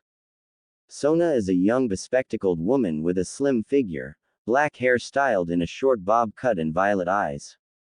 And while not as busty as Rias or Akino, the Citri heiress did still have an alluring figure, which did get her attention and made her the third most popular girl in Kuo Academy after Rias and Akino. With her currently wearing the Kuo Academy girls' uniform. With Sona having arrived not long after, leading to the two friends playing a game of chess while Rias filled her in on her meeting with Naruto and Izumi. Along with just why Naruto and his allied wiped out most of the Great King faction. Do you believe he was being honest? Sona asked with a frown, as if it was true then even she couldn't argue against Naruto's reasoning for wanting revenge for the death of his parents. I'd like to believe no one would lie about such a thing. But I also can't take it anything he says at face value, especially with what else he said. Though I am having Gasper look into it, seeing if she can find out if it's true or not. Replied Rias while moving one of her pawns, with Sona nodding in approval at this while moving her rook. That's good, since we still don't know anything about Uzumaki or if he could have ulterior motives here in Kuo. But it'd also be foolish if we made a move against him ourselves. Stated Sona, something the redhead had to agree with, knowing how dangerous it'd be to antagonize Naruto. And sorry if Hyodo decides against joining your peerage. I know you've had your eye on recruiting her. Sona added, with Rias sighing and shaking her head. It's fine. While I do hope Izumi will accept my offer, I won't hold it against her if she doesn't.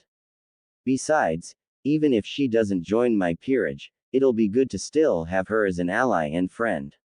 Rias said, given if her sacred gear is a powerful one, especially since it's of draconian origin, then Izumi will still be a powerful ally to have on her side. While for Naruto, Rias figured that at the moment they'll be having a, you leave me alone, I leave you alone, agreement. Whether that changes for better or for worse will depend on how things proceed for the time being. Sona nodded in agreement, knowing even if they don't recruit certain people into their peerage, it'd still be preferable to have them as friends and allies rather than risk antagonizing them. Never knowing when they could help or be able to go where devils can't go. It also helps that she's really started improving herself in her peerage. Sona thought as after the destruction of the Great King faction, Rias had begun seriously training herself in her peerage, as well as several of the younger devils, including Sona herself. Given that several of the oldest and strongest devils had been wiped out, with a human being the one leading the attack, it was definitely a wake-up call for the entire underworld. That even with all their powers and abilities, as well as the peerage system to help bring their numbers back up, they weren't invincible. Leading to many young devils to start training themselves in their peerages, or training even more in the case of those like Rias's cousin Saraorg. None of them wanting to risk experience another attack, or encountering Naruto and his allies, nor those like them in the human world.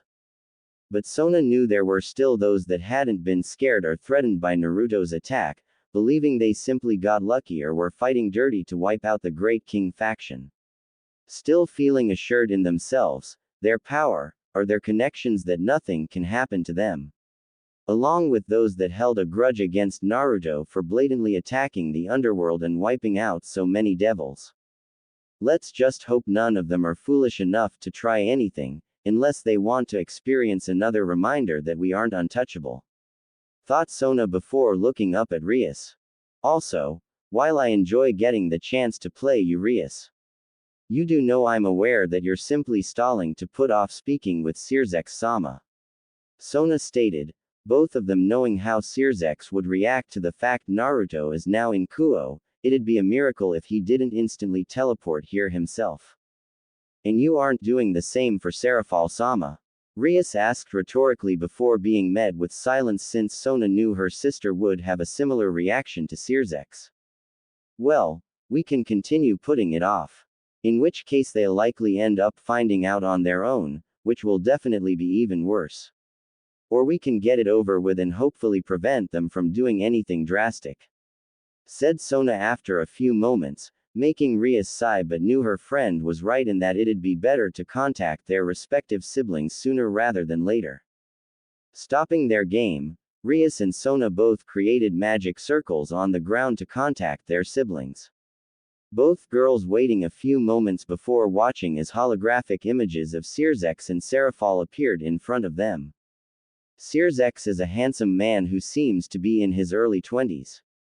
He has shoulder-length crimson-red hair and blue-green eyes, just like Rias's own. With his outfit consisting of the formal Mal-Lucifer attire to signify his rank as ruler of the underworld. While Serafal is a beautiful girl, looking to be in her late teens with black hair tied into twin tails and blue eyes, she also has a childlike body, albeit with her own attire being a pink and white magical girl outfit. Rias Tan. What did you need me for? Sirzek asked happily at being contacted by his little sister. So Tan, you're called too. Did you both missing your big brother and bis sister? Said Serafal with stars in her eyes that Sona was calling her, rather than needing to visit her sister. Ni-sama, it's good to see you but please behave as this isn't a social call. Rias said, not having time for her brother's antics. Agreed Ni-sama. Rias and I contacted you both to tell you that Naruto Uzumaki is here in Kuo. Revealed Sona, wiping away any happiness Sirzek and Serafal were feeling at her words. What? Serafal screamed in shock and horror that their sisters were now in the same town as Naruto. What happened? Are you two hurt? Has he done anything? Did he attack? Do you need us to come there now? Sirzek demanded rapidly, worried and fearful of something happening to Rias. We're fine. We're absolutely fine. There's no need for either of you to come here. Sona said quickly and loudly, with Rias nodding in agreement. Sona's right. Nothing has happened, yet at least. I was informed a few days ago by Kaneko of his presence while scouting out a potential peerage member. He appears to not be hostile, as I was able to meet with him earlier today to learn why he's here in Kuo and I also learned why he and his allies wiped out the Great King faction. Said Rias, much to the shock of both mouths before they turned serious.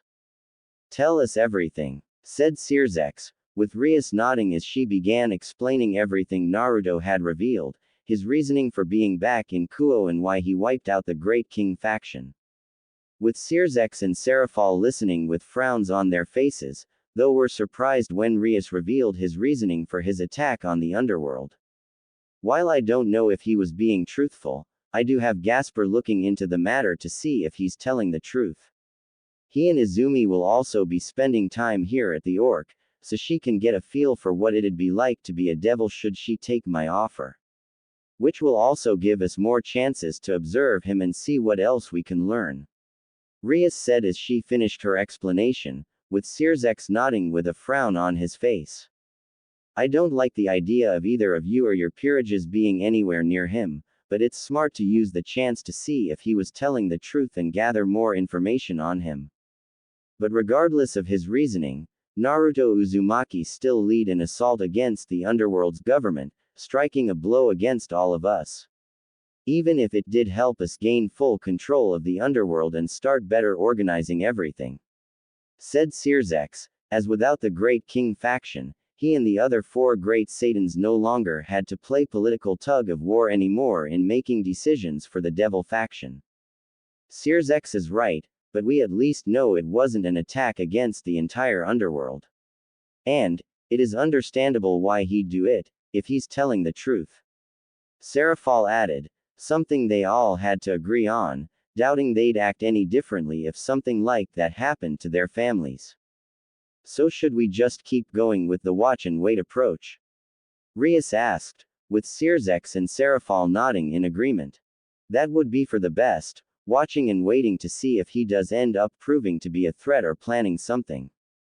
Though while we trust you both, we'll be sending someone else to join you in Kuo, as we also can't be too careful when it comes to Naruto Uzumaki. This way we can better observe, and if necessary, deal with him. Sirzex said, preferring if Rias and Sona had some backup if the worst happened. Should I go as well, Sirzex? Just in case, said Serafal, given how plenty of devil clans had a grudge against Naruto for his attack, anyone they send could likely try antagonizing Naruto simply to have an excuse to attack him, if they didn't attack him outright. Plus, this did technically fall under her jurisdiction of foreign affairs. No, having a Mao appear would only set him on edge and make things more difficult. Perhaps later on, once we have a better feel for the situation. As for who we'll be sending, it's someone we can trust and be strong enough to help you both. Sirzex said, not wanting to take any risks by having a Mao appear in Kuo.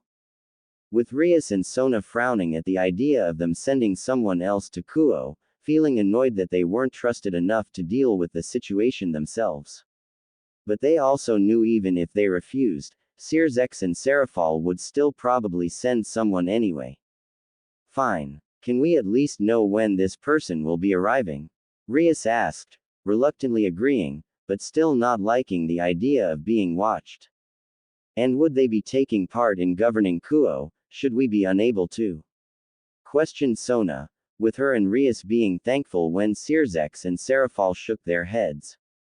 No, they'll merely be there to help observe Naruto, otherwise both of you will still be in full control of governing Kuo. Serafal replied, much to both girls' relief that they won't have anyone interfering in their business. As for when they'll arrive, within the next few days, said Sirzex, with Rias and Sona nodding at this before the holograms vanished. So, wanna finish the game? Rias asked while looking at Sona since they were still in the middle of their chess game. Why not? Replied Sona with a shrug as they resumed their game. With Naruto and Izumi. Meanwhile, Naruto and Izumi were heading over to the latter's home, with the Uzumaki wanting to get started on the brunette's training and Izumi wanting to see where her friend lived. With Izumi having also told her parents where she'd be, so they didn't worry about her not coming home. The two soon arriving at a large set of black iron gates with a stylized infinity symbol on them, with Izumi looking closely and was surprised to see glowing symbols lining the gate. Those are magic seals, or runes as they're more commonly referred to as.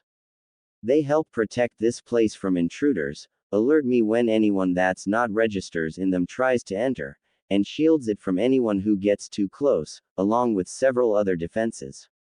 I already made it so you're registered and able to come and go as you please. Naruto said, much to Izumi's amazement before she smiled that he's already letting her come into his home whenever she wants. Though Izumi was amazed when they entered the gates and she got her first look at Naruto's house, seeing that calling it a house was an underestimate. You live here? Izumi asked in shock and amazement upon seeing that Naruto's home was a massive 6-story mansion, with the Uzumaki scratching the back of his head sheepishly. Yeah, Ka-san's the one who had it built this way, claiming that such things were a status symbol of someone's wealth, power and standing in the supernatural world. Replied Naruto, having told Ophis that he didn't mind if his home was a small one, but she insisted on making it bigger. In fact, he'd only been able to convince her to make it only 6 stories with 3 basements rather than what she really wanted to make. Though Naruto guessed that he could understand the size, given how some of the allies and friend he's made would be able to stay here much more easily with how many rooms there were. Wow, I wouldn't mind getting the chance to live here, said Izumi in awe and liking the idea of living with Naruto.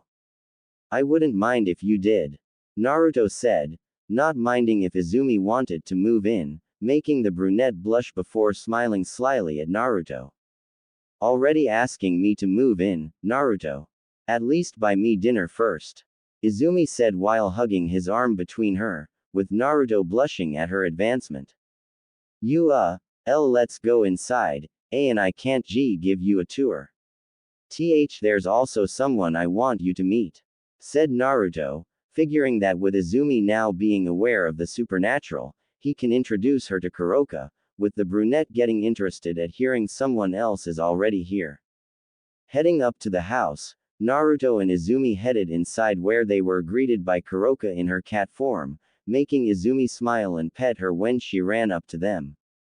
"Hi Kurara, it's nice to see you again too," Izumi said while petting Kuroka as she nuzzled against her. "Actually, that's another thing I wanted to tell you.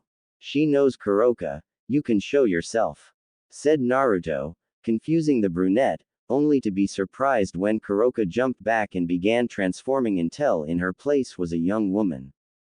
Kuroka is a beautiful young woman with a voluptuous figure, long black hair with split bangs, 2 cat ears on top of her head, 2 black cat tails, and hazel gold eyes with cat-like pupils. Her attire consists of a black kimono, a yellow obi, a set of golden beads, and an ornately detailed headband. The kimono features a red interior and it is open at her shoulders, giving view to her large which rival those of Rias and Akino in terms of size. The sight shocking Izumi, before blushing brightly when Kuroka wrapped her arms around her while pressing there together. "Nya. So nice to finally meet you Izumi-chan, Naruto-kun talks about you a lot. And I must say, you really know how to get all the right spots, maybe I can show you some other spots I'd love you to pet." Kuroka purred, causing the brunette's blush to intensify along with some blood dripping from her nose, before she quickly wiped it away when Naruto pulled the nekosho away. "Stop that," Naruto said before Kuroka immediately grabbed his arm between her. "Ah, don't worry Naruto-kun, we wouldn't leave you out, right Izumi-chan? And besides, you still have to give me lots of kittens, Nya," said Kuroka while leaning in closely to Naruto, making him and Izumi blush at her words. "I think that I might have just found myself an ally with the harem plan," Izumi thought, seeing Kuroka as an excellent potential ally and sister in arms to help her make Naruto into a harem king. "Saint, stop that. Anyway, Izumi, this is Kuroka, a friend that I made during my travels. She's a yokai known as a nekosho, a rare subspecies of nekomata, and an incredibly powerful one at that. Being a master of Yujutsu and Senjutsu, as well as an expert magician. Along with being skilled in hand-to-hand combat," Naruto said, though not mentioning she's also a devil, given that was something for Kuroka to reveal along with her history when she wanted to. "I've also been trusted by Naruto-kun's Ka-san to be one of his bodyguards while his primary one is away, not that I need much reason to be near you," Kuroka said while smiling slyly at Naruto, with Izumi being surprised at learning she's his bodyguard. "Wow, you must be pretty strong," Izumi stated, making the nekosho smirk. "Yep, I'm strong enough to even go against ultimate class devils and defeat them," said Kuroka, amazing Izumi even further upon hearing how powerful she is. "Which is why Kuroka will also be helping in your training, given her knowledge on magic and martial arts will be able to go a long way in helping to strengthen your body and mind in awakening your sacred gear. Plus, it'll also help you gain some other skills to fall back on, rather than rely on your sacred gear," said Naruto, getting a confused look from Izumi. "But, isn't my sacred gear really strong? Wouldn't I just need that once I'm able to use it?" Izumi asked, only to yelp when Naruto flicked her forehead. "That kind of thinking is what'll get you killed when you face someone stronger than you, or someone who has an even stronger sacred gear. Just because you have one, doesn't mean it should your only source of power. I have 4 sacred gears, but that doesn't stop me from learning other fighting styles. And there are plenty of humans without sacred gears, who are able to keep up with supernatural beings by just using martial arts and or magic, sometimes even surpassing them," Naruto explained, surprising the brunette. "How strong could a human get?" questioned Izumi, not sure how strong humans could get in comparison to the supernatural. "Put it this way, one of the most powerful humans gained the titles, the true devil, and limits of humanity. And that's with no sacred gear, No combat magic, no weapons, just pure physical power. Said Naruto, as while he may not like the church, he couldn't deny that Vasco Strada is someone that earned his reputation, while Izumi was shocked that a human could reach that kind of power. Whoa, Izumi muttered in disbelief, with Naruto and Kuroka nodding in agreement, as it can be surprising to learn of humans that can keep up with, and even surpass, supernatural beings. And that's just one example. There are others that have become powerful as well in keeping up with the supernatural, with or without sacred gears. Kuroka added. That's right. Now let's go, I'll give a tour of the place and then we can get started on your training. Said Naruto while motioning Izumi to follow him and Kuroka, with the brunette nodding as she followed after the two. Finding that the first floor contained a conjoined living room, kitchen, and dining area, as well as a bathroom, guest rooms, and a few Japanese-styled rooms. The second floor was where Naruto's room was, along with two conjoined rooms on either side of his, having doors that go into both of them. The third floor had a study, and some empty rooms with one of them belonging to Kuroka. The fourth and fifth floors contained more empty rooms that could be used. The sixth floor was a meeting room, which Naruto said would be used for whenever he'd need to deal with any visitors. Then the rooftop had a lounge area, a garden with different plants and vegetables, and a small shrine in the corner. Then Izumi was only further amazed when she was shown the basement, which also contained 3 different floors. The first containing a movie theater, training rooms, changing rooms, and a large indoor bath which had a refrigerator filled with different drinks, a hidden room, and a second hidden room also contains an assortment of baths of various sizes, but are noticeably larger than the first and are decorated gorgeously with ornate patterns, tropical plants, dragon statues pouring water into the bath, and a large infinity symbol. The second floor had a heated indoor swimming pool, more storage rooms, and other hidden rooms as well. And the third floor was mostly vacant, being used as a garage, storage, and having a large library in it. While all the floors had been renovated to be accessed by an elevator, making it easier to get around than taking the stairs all the time. What do you think? Naruto asked once they returned to the ground floor, with Izumi having a look of pure awe and amazement. I'm not sure if I'd ever want to leave this place, said Izumi, making Naruto laugh slightly, knowing the place was a bit much. Well, don't get too attached, since now we're going outside to start your training. First we'll be doing some meditation, stated Naruto, snapping Izumi out of her odd stated. Meditation? Izumi asked, wondering how that would help. Yep, it helps focus your mind and remain calm, making it a good exercise for sacred gear users to better handle the power their sacred gears have, allowing them to remain calm and in control rather than going berserk. It's also used by yokai that practice senjutsu, which can be dangerous to first-timers. Said Kuroka, since using senjutsu opened one up to reading and handling spirit power, which included the malice and corruption that flowed through the earth, something that could end up corrupting the user, like what everyone believed happened to her when she killed her king. Hearing this, Izumi nodded in understanding, now seeing how useful meditation would for her training. With the 3 heading into the backyard to begin her training. Time skip 1 day asterisk. The next day Naruto woke up to feeling a weight on his chest, with the Uzumaki already knowing who it was from the feeling of their body. Being proven right when he opened his eyes and found his adoptive mother laying in his bed, completely naked. What are you doing here, Ka-san? Naruto asked, with Ophis opening her eyes and yawning before sitting up, not caring about her lack of clothing. It got lonely and cold sleeping by myself. Sleeping with you feels much better and you're really warm, Sochi, stated Ophis before laying back down and wrapping her arms around him, sighing contentedly at being close to her adopted son before she looked at him with a spark of worry in her normally expressionless eyes. And, I was worried about you. Having you go off into devil territory, especially the territory that belongs to the Sisters of Two Mouths. I was worried something would happen, given how most of them see you. Ophis added, making Naruto smile slightly since it's rare for her to show concern or any emotions. Thanks Ka-san, but I'm fine. I actually met with one of them yesterday, Rias Grimori.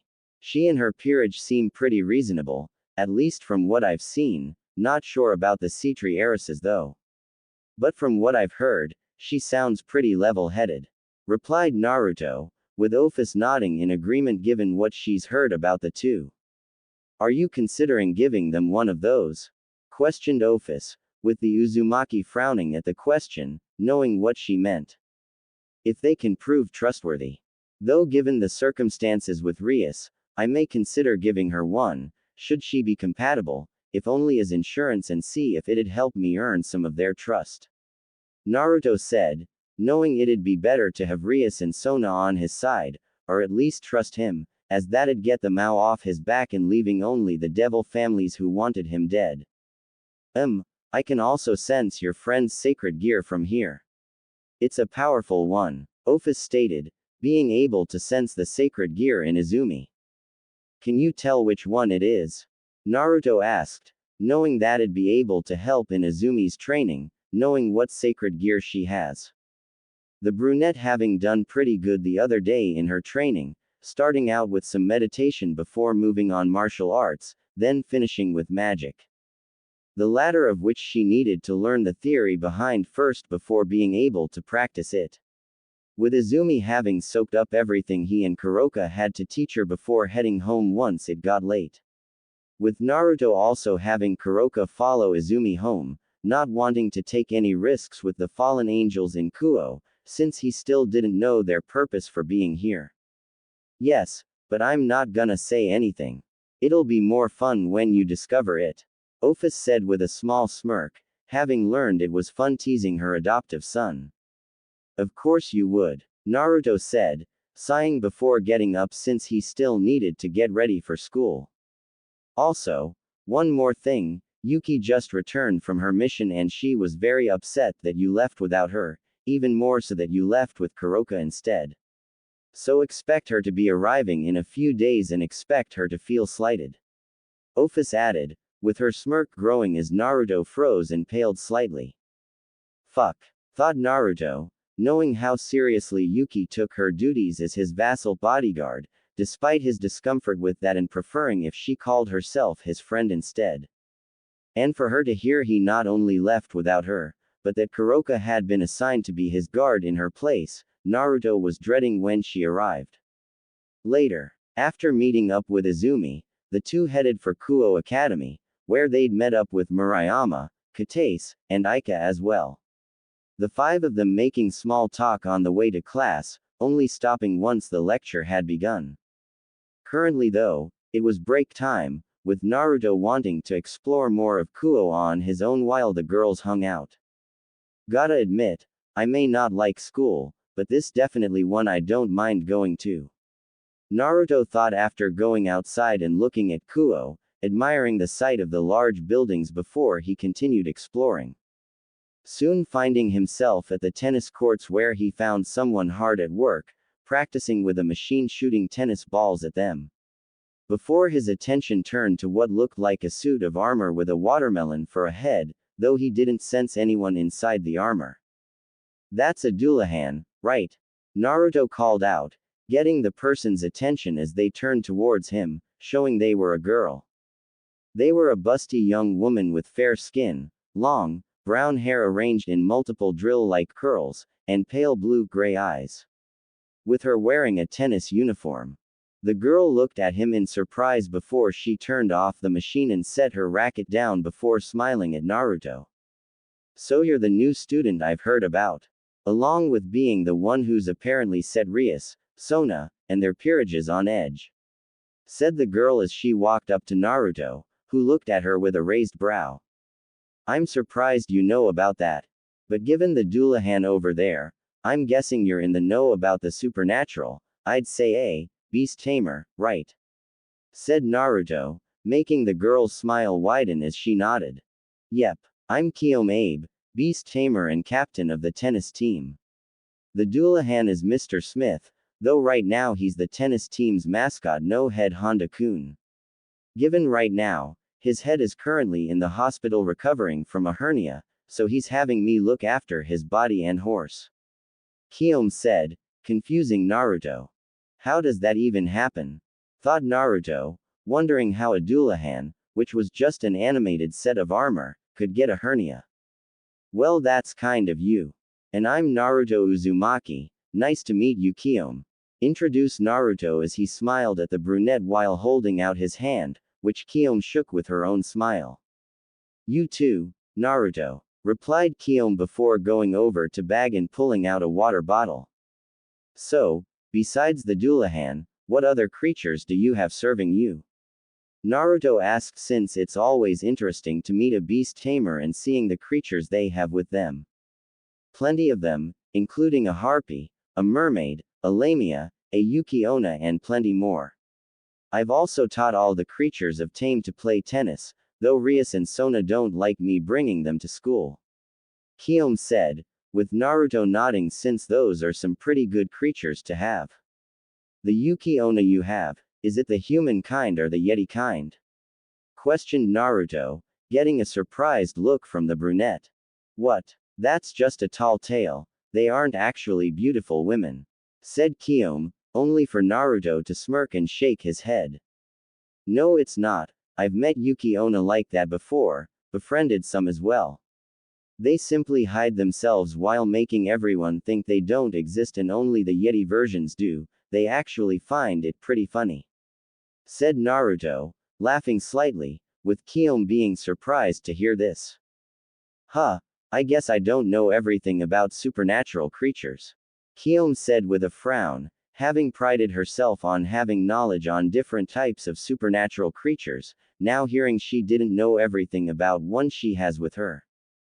Don't take it personally, I've met other beast tamers who are older and more knowledgeable that don't know everything. It's all about the location you live in and the creatures that inhabit it, while I've traveled all over and seen lots of different creatures. Naruto said, making the beast tamer perk up and look at him. Would you be able to tell me more about them? Kyome asked, wanting to expand her knowledge on supernatural creatures, so she'd know more about them if she ever encountered ones she didn't know about. Sure, I also have some books you could borrow as well. Offered Naruto as he sat down beside Kyome, with her smiling at this. I'd really like that, thanks. Said Kyome, the Uzumaki nodding in response before he began telling Kyome about the different types of supernatural creatures he's encountered, along with correcting anything she thought was true. Later, once school ended, Naruto and Izumi made their way to the Orc clubhouse, with the brunette looking at Naruto. Where exactly were you during break? Izumi asked, having not found Naruto anywhere. I was at the tennis courts with Kyome Abe, she's actually a beast tamer. Replied Naruto, surprising Izumi at hearing this. Beast tamer. What's that? Questioned Izumi. They're humans that know about the supernatural while taming different creatures to serve them. Kyome has a few serving her already. Though she also isn't aware of all the facts about them, so we sat down and talked while I told her everything I knew about different supernatural creatures and correcting some things for her. Naruto said, surprising Izumi once again upon hearing that he's met supernatural creatures as well. Okay, you seriously need to tell me what you've been up to the past 10 years. Izumi stated, feeling like she's learning something new about her friend every minute since yesterday. I'll let you read some of the journals I've kept. Said Naruto with a smirk, having made a few journals over the years to always remember everything he's done, who he's met, along with ones to help improve my training and new things to learn. The two soon arrived at the clubhouse and went inside, only to see Rias was there alone, the redhead looking up surprised to see them here. Izumi, Naruto, I wasn't expecting you two here already. Rias stated, having thought it'd take a few days before they decided to come by. You said come by whenever we had some free time, we had some free time. Said Naruto with a raised brow, making Rias blush slightly in embarrassment since she did say that. Where are the others? Izumi asked, wondering where Akino, Kaneko, and Yuto are. They're out at the moment, I sent them to deal with a stray devil named Visor, who's taken up residence in a warehouse, consuming humans unfortunate enough to find her. I've sent Akino, Kaneko and Yuto to deal with her. Rias replied, knowing they can handle it on their own. Stray devils are ones that abandoned or killed their kings, right? Said Izumi, remembering the explanation from yesterday, with Rias nodding with a smile. Correct. Stray devils are ones that have abandoned or killed their kings to pursue their own selfish desires, and without their kings to keep their power in check they grow uncontrollable, mutating and changing until they become a monster inside and out. Stray devils are taken very seriously and must be terminated on the spot before they can cause any more harm. Said Rias, making Naruto frown at her words. And what about the strays that simply wanted to get away?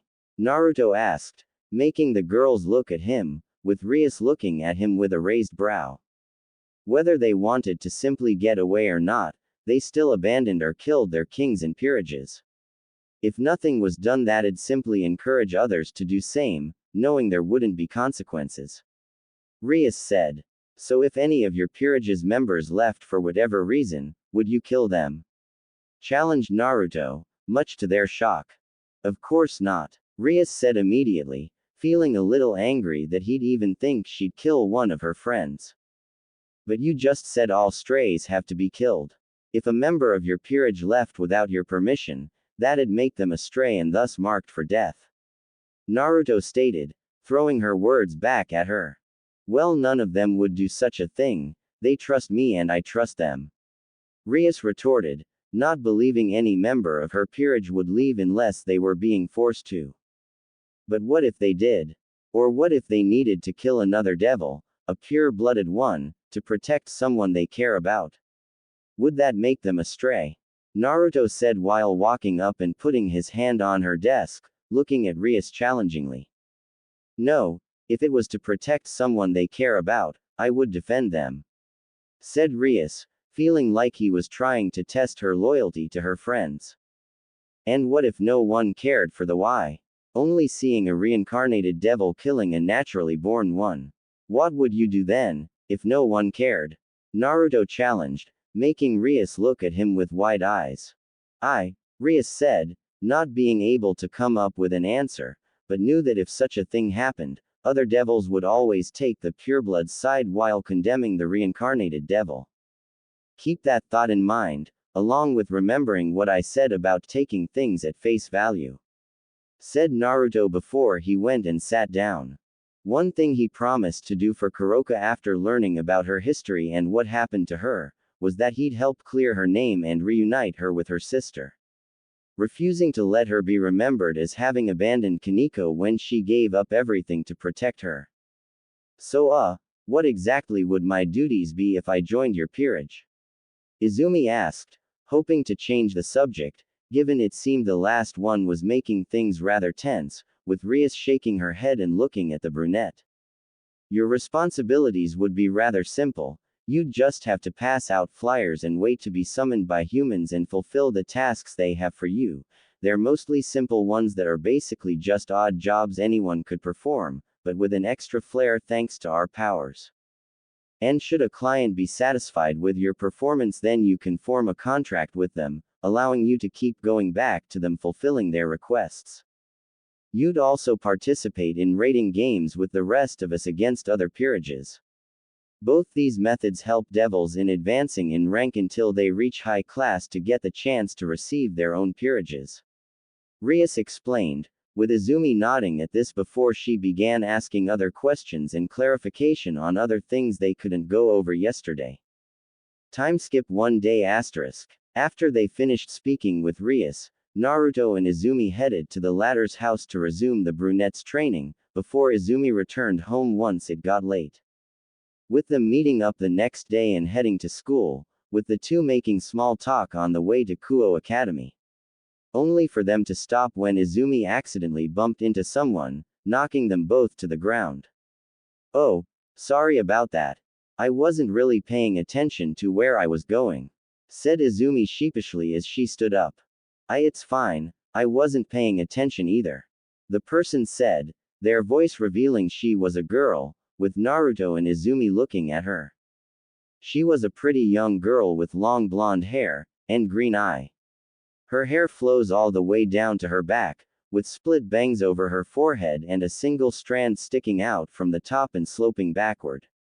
Her attire consisted of a dark teal nun outfit with light blue accents, a white veil over her head with light blue accents, a brown satchel slung on her right hip, and brown boots with black straps in an X-shaped pattern. She also wore a silver cross necklace around her neck. She's so cute, Izumi thought while mentally squealing at how adorable the girl was. Are you alright, sister? Naruto asked while offering her a hand up, which she accepted with a grateful smile. Why yes, I'm fine and thank you, replied the nun. No problem, I'm Naruto Uzumaki, introduced Naruto while smiling at the girl. I'm his friend, Izumi Hyodo. And I'm really sorry about bumping into you, Izumi said with a bow, making the girl blush in embarrassment. It's fine, really, you don't need to bow. And it's nice meeting you Naruto, Izumi. I'm Asia Argento. Though if you could help me, I'm actually a little lost right now, I just arrived in town and I can't find where the church is. Do either of you know where it is? Asia asked, hoping they'd be able to help her, with Naruto and Izumi frowning at this, the brunette having been told about the presence of the fallen angels in town and the fact they're likely set up in the abandoned church. And hearing that Asia is looking for the church, not seeming to know it was abandoned, definitely told them something was wrong. Sorry, but we don't actually know where it is, lied Izumi. Oh, said Asia while looking down sadly before looking up when Naruto put his hand on her shoulder, seeing the whiskered blonde smiling at her. But since you're new to Kuo and don't know where everything is, you'd be more than welcome to stay my home until you're more familiar with the layout. That way you won't just be wandering around with nowhere to stay. Naruto offered, surprising the nun at the offer. Really? I don't know, I wouldn't want to get in the way or anything. Asia said, only for Naruto to wave it off. It's fine, trust me, you wouldn't be getting in the way with how big my home is. I could take you there now if you want, but I wouldn't be able to stay since I have school. Though a friend of mine is already staying there and she can help you get settled, said Naruto, with Asia not expecting the kind offer. Well, if it really wouldn't be any trouble, said Asia, since she didn't have anywhere to stay at the moment. You wouldn't be, Naruto stated while smiling reassuringly at Asia, who slowly returned the smile. Then alright, Asia replied, nodding and accepting the offer. Great. Izumi, you go on ahead, I'll take Asia home and help her get settled before meeting you at the academy, said Naruto, with Izumi nodding before smiling at Asia. Okay, see you then. And nice meeting you Asia, I hope we can hang out later after school, Izumi said while smiling at the nun, who was surprised at this before soon smiling happily and nodding. I'd really like that, Asia replied before following Naruto to his home. None of them seeing Rainier flying high up in the air, having been on her way to meet Asia after learning she'd arrived in Kuo, only to see she'd met Naruto and Izumi first. Well, guess that's one thing I don't have to worry about, Rainier thought, glad and relieved that Asia's now with Naruto, knowing aside from the devils, he's the one who'd be the most able in keeping her safe. Which also left her to simply find out who the traitor is and dealing with them, with the Ravenet flying back to the abandoned church to continue her investigation as to who the traitor is. Though the moment she arrived, Rainier felt tense and on edge at seeing how empty it was, knowing at least one of the other fallen angels would be around. Yet she didn't see anyone inside or outside, making Rainier form a light spear and look around warily. Only for his eyes to widen before quickly jumping out of the doorway, just as dozens of light bullets shot out of the floor where she'd been standing. Followed by all the exorcists jumping out from the hidden area below the church.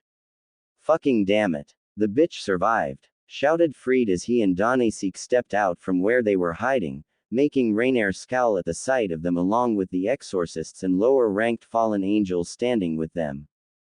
I shouldn't even be surprised you two psychotic dumbasses are the traitors. Rainier said while mentally cursing herself, since it's obvious the battle maniac and the psychotic killer were the traitors. Traitors. No, we're just smart enough to be on the winning side, just like Calawarner was. Said Donasek with a smirk, causing Rainier's eyes to widen before she quickly turned around, blocking a light spear from Calawarner. Calawarner was a tall and buxom woman with brown eyes and long, navy blue hair that obscured her right eye. Her attire consisted of a maroon, trenchcoat-like top with a wide collar, a matching miniskirt, and black-heeled shoes. The trenchcoat top was open at her chest, giving view to her and cleavage. She also wore a gold necklace around her neck. She appears to wear a white shirt underneath her top, but it can only be seen from the bottom. Calawarner. What the hell? I thought you were loyal to Azazel-sama. Rainier demanded, not expecting Calawarner would actually betray Azazel. Meh, I was. But I'd prefer watching the chaos unfold from this little plan they told me about, since it sounds a lot more fun.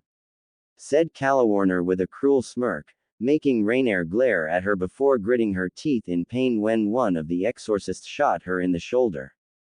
Hey, fucking watch it, I want the bitch alive. Freed shouted before shooting the stray exorcist in the head, angry at them for shooting Rainier when he hasn't had his fun yet.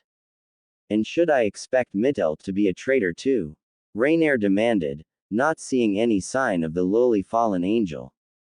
You should expect to see her pretty soon, little bitch was too stupid not to, said Donasek before crying out when a pink light spear was stabbed through his shoulder. Next time, you fucks should send more competent minions or make sure the little bitch is dead, yourself.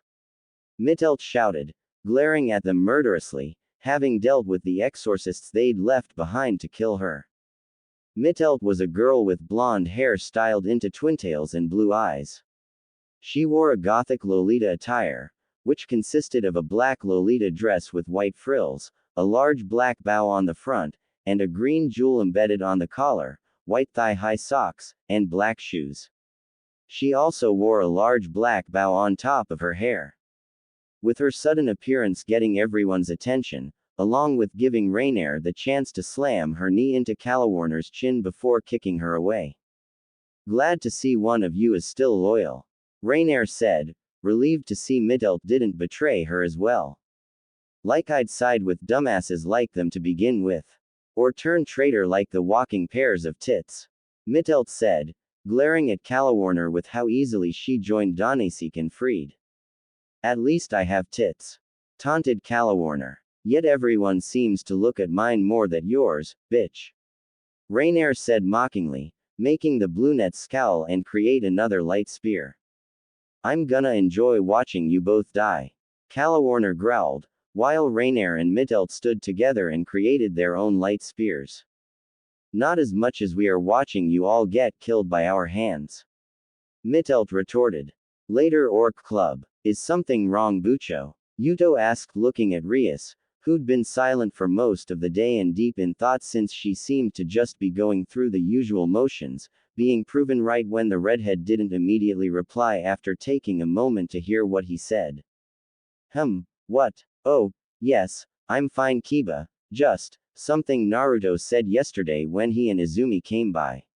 Replied Rias, having been thinking about what Naruto said, trying to figure out if there was kind of hidden meaning behind his words, if he's trying to make her think of something or the chance that he's just trying to get in her head. What did he say? Akino asked with a frown, refusing to let the whiskered blonde mess with her friend like that. Just, hypothetically, if any of you ever learned that any one of us was in danger from another devil, what would you do? Rias asked, confusing Akino, Kaneko and Kiba at the sudden question before they traded looks with each other before looking back at Rias. I'm sure you already know the answer, Bucho. Said Akino, with Yuto and Kaneko nodding in agreement, knowing they'd do everything they can to protect each other from anyone, whether they're a human, devil, angel or fallen angel. even if doing so meant you'd be labeled a stray devil in the process," said Rias, surprising the three at this, only for them to nod immediately afterwards. "If it meant protecting each other, then I'd say it'd be worth being labeled a stray devil as long as I knew my friends and comrades were safe," Yuto said, with Akino and Kaneko nodding in agreement, making Rias smile, glad to have such loyal friends and peerage members. "Did something happen, Bucho? Something bad?" Kaneko asked, wondering if Rias was in trouble to ask them that. "No, nothing bad. I'm just thinking about the you-know-what I have to deal with and how far I'd need to go to get out of it," Rias said, making them think it's about her marriage contract with Riser, not wanting them to worry or think it has to do with Naruto. "You have nothing to worry about, Bucho. We'll deal with it together," Akino said while smiling at her friend. "We'll beat the fried yakitori," stated Kaneko, making Rias laugh slightly and nod in agreement. Though suddenly, the four of them jumped when they heard something crash nearby, followed by hearing panicked screaming from the academy, making them all immediately rush towards the academy ready in case it was an attack. Only to be shocked when they arrived, finding an unconscious, beaten, and bloody Rainier being carried by an equally beaten and blood Mittelt. "Help her, please," Mittelt begged, having barely managed to get away with Rainier when they started being overwhelmed. "What the hell? How did you?" Rias said in shock and disbelief, not expecting two fallen angels to suddenly appear, even worse with all the students around at the moment. "Be Bucho," Kaneko said in shock, tugging on Rias's skirt, making the Grimoire heiress look to see her Rook's expression as she's pointing at Mittelt. Looking at the lowly fallen angel, Rias's eyes widened in complete shock as she took a closer look at Mittelt. Seeing that while her clothes were torn and covered in blood, she had hardly any injuries at all, and the injuries she did have were actually healing themselves. The most shocking part being the flames that danced along her body and were healing her injuries.